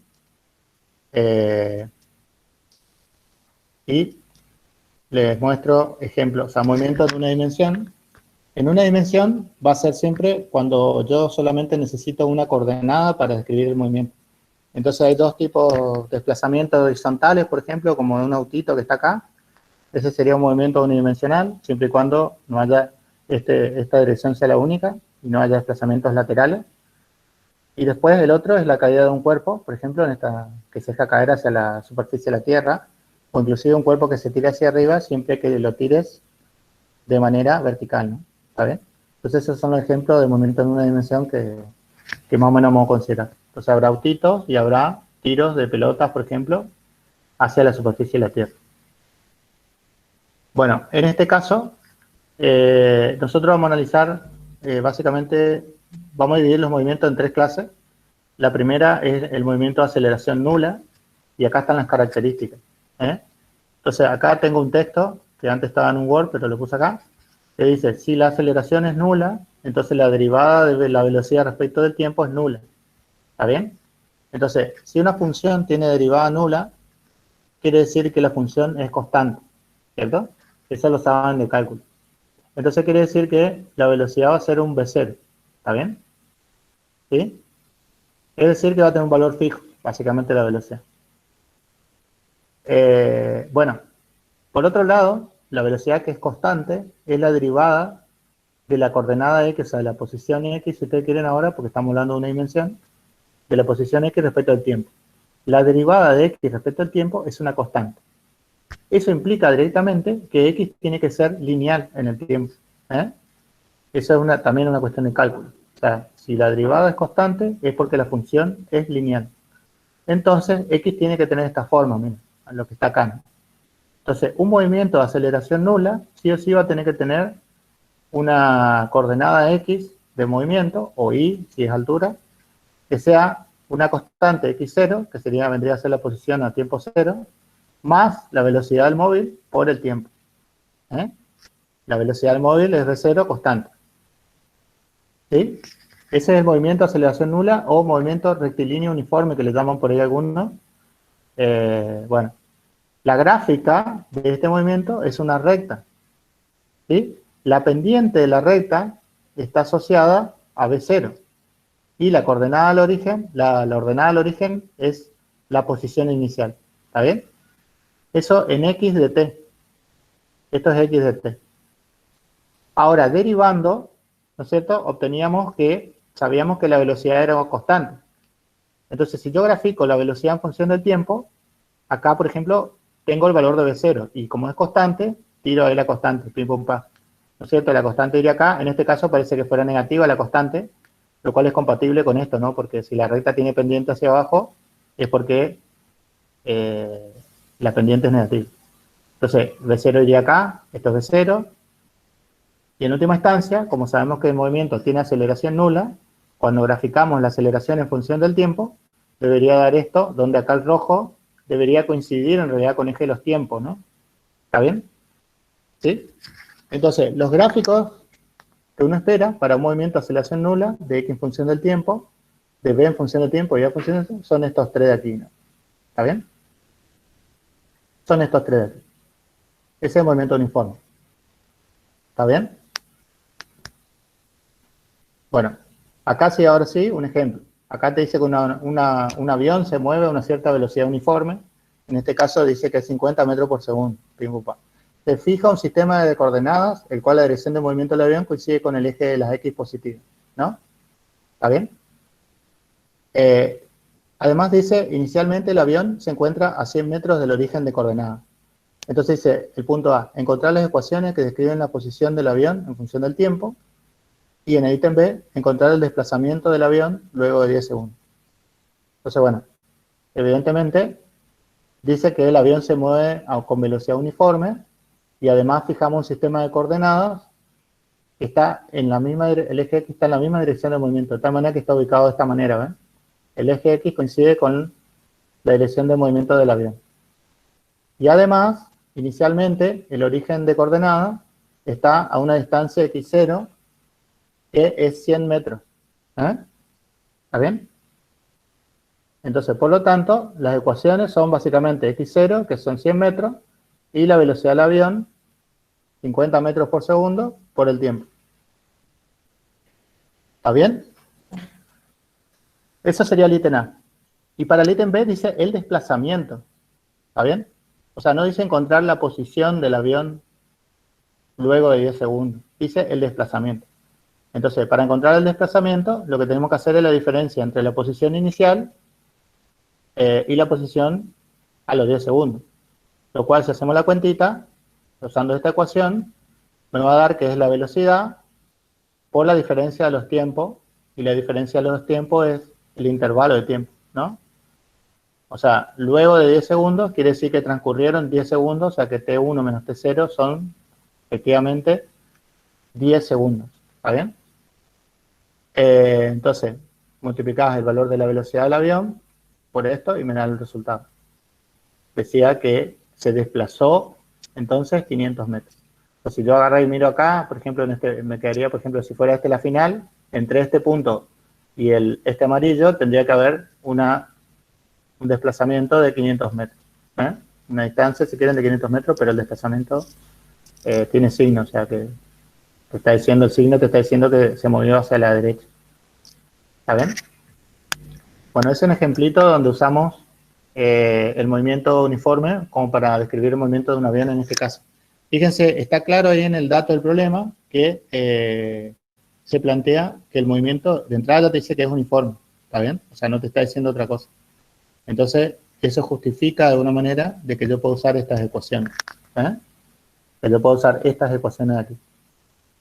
Si no me dijera que es uniforme, una de dos. O tengo que modelar, o sea, tengo que asumir algo, o si no, pregunto porque hay un problema. O sea, hay una indefinición. ¿Cómo yo sé que el avión en algún momento no pisó el acelerador, digamos así, y cambió su velocidad? ¿No es cierto? No, yo no lo sé. Entonces me tiene que dar el dato del problema. Bueno, el otro movimiento que nos interesa, que lo vamos a ver mucho, sobre todo en los problemas y eso, es el movimiento de aceleración constante. Entonces, si la aceleración es constante, acá como dice este cosa aquí, fíjense que quiere decir que la derivada de la velocidad, yo le pongo la componente porque estoy considerando en X, una dimensión, la componente, la derivada de B sub X respecto al tiempo, tiene que ser un valor constante, y que dijimos que si una función tiene derivada constante, quiere decir que la función tiene que ser lineal, ¿está bien? Entonces esto directamente implica que la velocidad en función del tiempo tiene que estar dada por esta ecuación de aquí. ¿Sí? Y bueno, esta es una función lineal. La velocidad es lineal con el tiempo. Y la velocidad es la derivada de x respecto al tiempo. Entonces, para obtener x hay que integrar esto. ¿Sí? Hay que integrar. Y bueno, ahí le digo, si quieren después lo miran en el libro o lo discutimos, pero si uno integra la lineal me da una cuadrática. Básicamente me da esto de aquí. Entonces obtengo las tres, primero obtengo x de t, que es lo que me interesa para conocer el movimiento, ya tengo caracterizado, solamente necesito conocer A0, B0 y X0, ¿no? Cada problema me dirá cuánto vale. Yo tendré que ubicar esos datos, ¿no? De acuerdo al sistema de referencia y de acuerdo al movimiento que tenga, ¿no? Entonces, ¿cómo es la curva x de t? En principio es una parábola, o sea, este dibujo no es muy...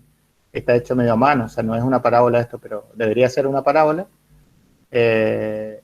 Bueno, este x0 en realidad, está bien, acá sería 0, ¿no? Aproximadamente si está dibujado, si el dibujo estuviera bien, x0 acá sería 0. Pero bueno, si la parábola pega por acá arriba, tendría un x0 que no sea 0.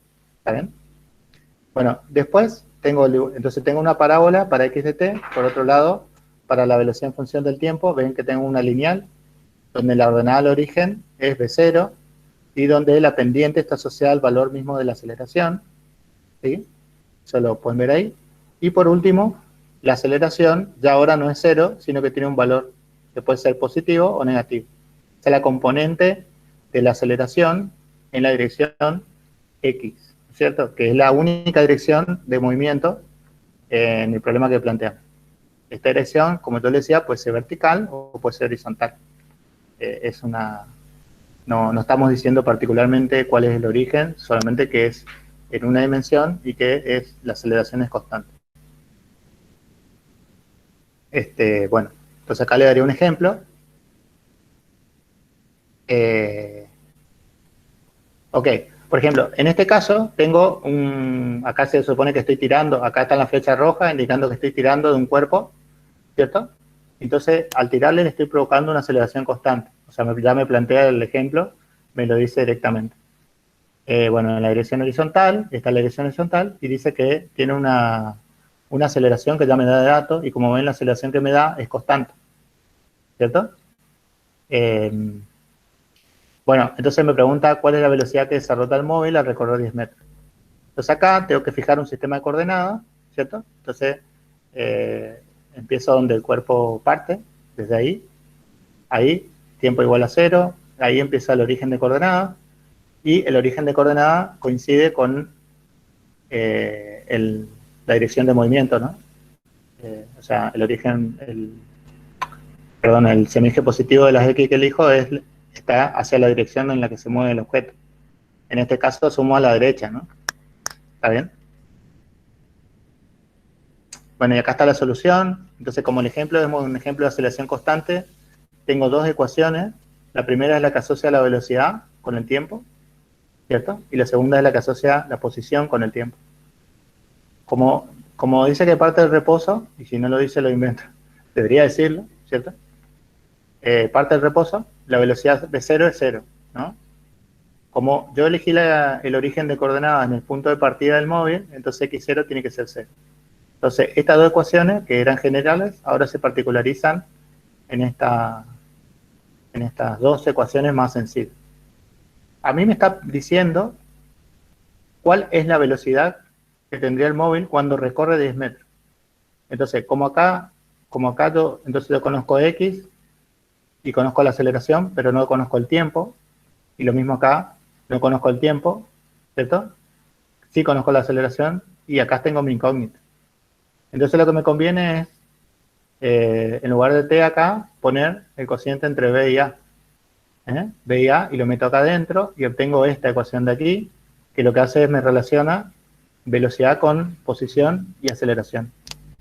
Y acá directamente yo puedo despejar velocidad sabiendo que x es igual a L igual a 10 metros. Entonces, la velocidad que adquirirá sería la raíz cuadrada de 2 veces la aceleración que conozco por la longitud recorrida que también conozco. El desplazamiento sería, ¿no? ¿Está bien? Entonces acá bastaría reemplazar y ya obtengo el resultado. ¿Sí? Ese sería un ejemplito.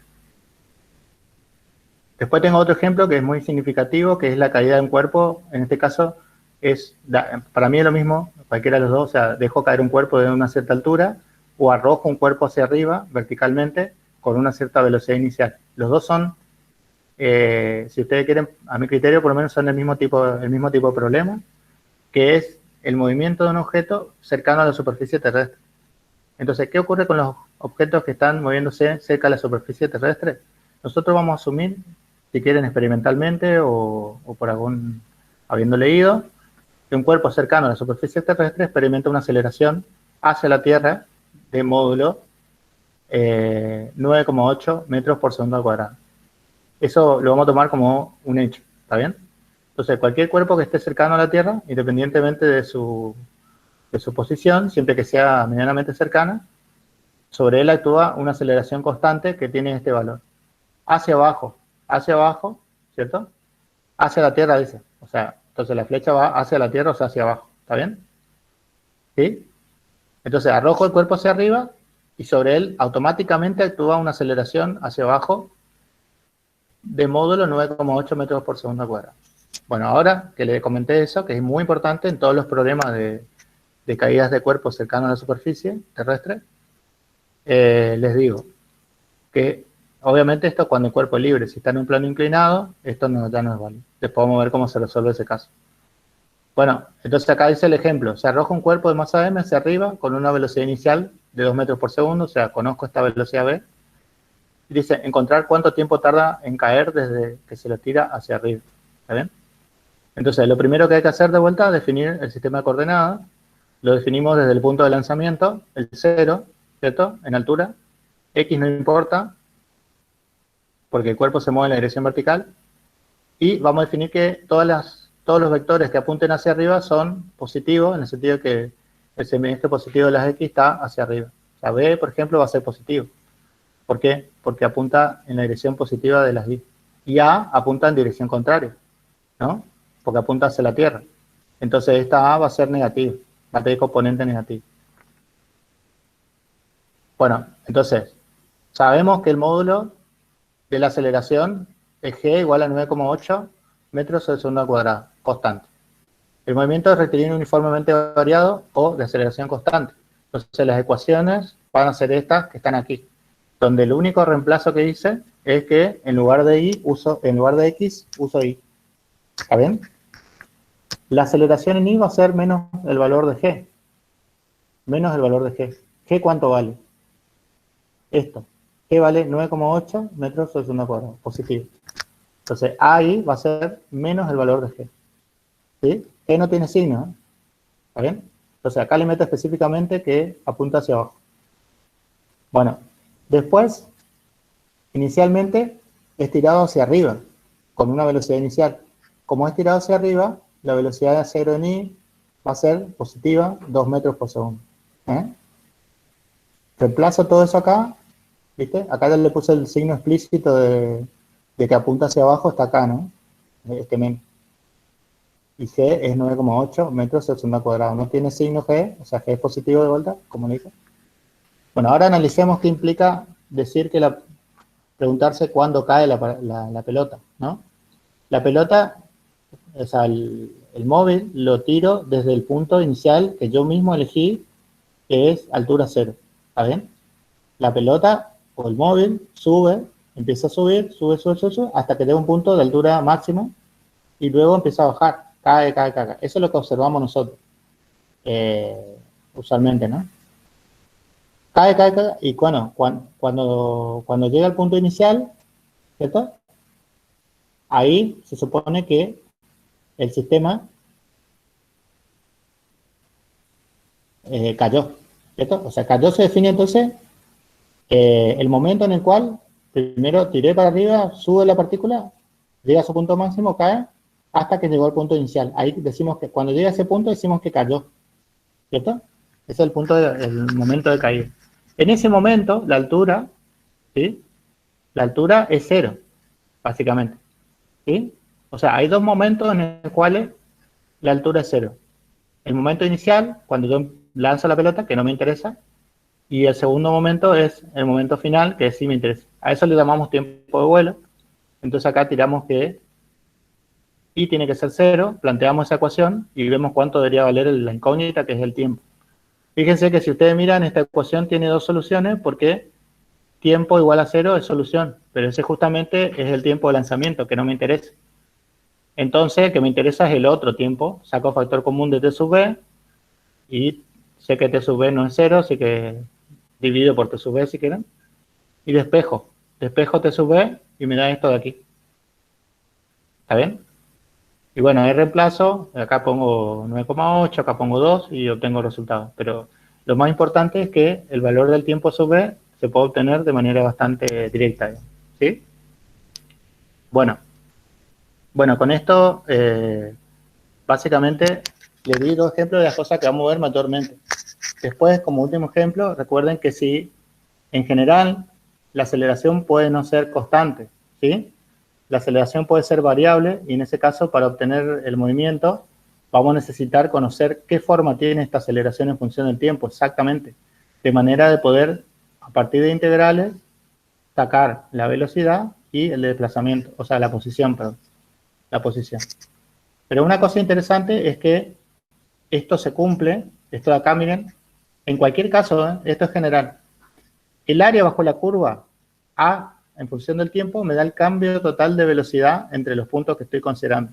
Por ejemplo, acá, entre la inicial y un punto final, me da cuál es el cambio total de velocidad entre estos puntos, el área esta. Obviamente, esta área hay que considerarla acá positiva y acá negativa, ¿eh? Esta área sería negativa. Por otro lado, el área bajo la curva de B en función del tiempo me dice cuál es el desplazamiento que tuvo el objeto entre los tiempos que esté considerando. En este caso, entre 0 y un tiempo máximo. Pero también podría considerar un área parcial por acá, por ejemplo, un corte, y ahí me daría el delta de X en ese intervalo de tiempo. ¿Está bien? ¿Sí? Bueno, y el área de X no tiene ningún significado, o sea, ese no es muy relevante. Profe, ¿podría Sí. repetir, por favor, de nuevo qué es delta de X y delta de B? que no entendí muy bien. Si yo, por eso, el área, esta área acá es básicamente, si vos mirás acá, ¿viste arriba? Esto de acá, x de t, por ejemplo, menos x de 0, sería esta integral entre 0 y t, ¿viste? ¿Está bien? Y vos ya viste que el significado geométrico de una integral es el área bajo la curva de esta función, ¿no? Sí, profe, sí. Bueno, entonces si yo corto acá, corto un área cualquiera entre un tiempo inicial y un tiempo final, me dice cuál es el desplazamiento que tuvo la partícula en ese intervalo de tiempo. ¿Se entiende?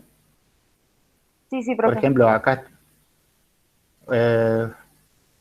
Esperame que se me cortó para hacerlo.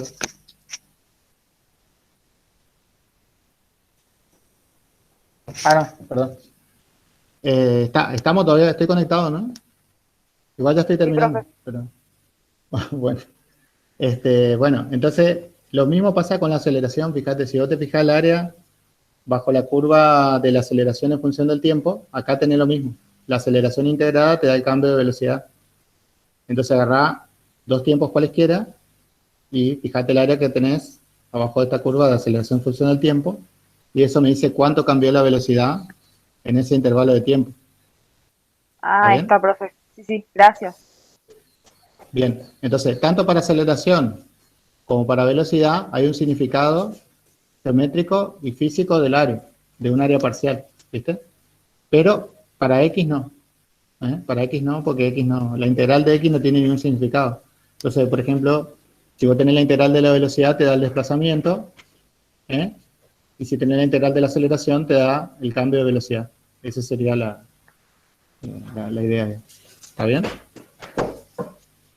Bueno, perfecto. Bueno, con esto, yo acá le iba a dar otro ejemplo, creo que es importante nomás que vean este ejemplo para que vean que no siempre todo es movimiento uniformemente acelerado. Acá, por ejemplo, tenemos un caso donde la aceleración va como el coseno de omega t por esta constante horrible. Y si ustedes hacen las integrales de esto, van a obtener que la velocidad va como el seno omega t, y si integran, van a obtener que el x va como el coseno omega t. De tal manera que la aceleración y x, la posición, son proporcionales, digamos, básicamente. ¿Sí? Si ustedes dibujan esto, lo que van a encontrar es que X oscila. O sea, esto se repite indefinidamente, un movimiento oscilatorio con un cierto periodo. Y bueno, entonces, fíjense, este movimiento no tiene nada de parecido al movimiento rectilíneo uniforme o al rectilíneo uniformemente variado. Entonces, quiero que sepan que hay otros movimientos también que son complejos, bastante más complejos que los que estamos viendo, ¿sí? Eso simplemente para eso le agrego este caso. ¿Está bien? Bueno, no sé si tienen más preguntas. ¿Se puede dejar su correo electrónico en el chat, por favor?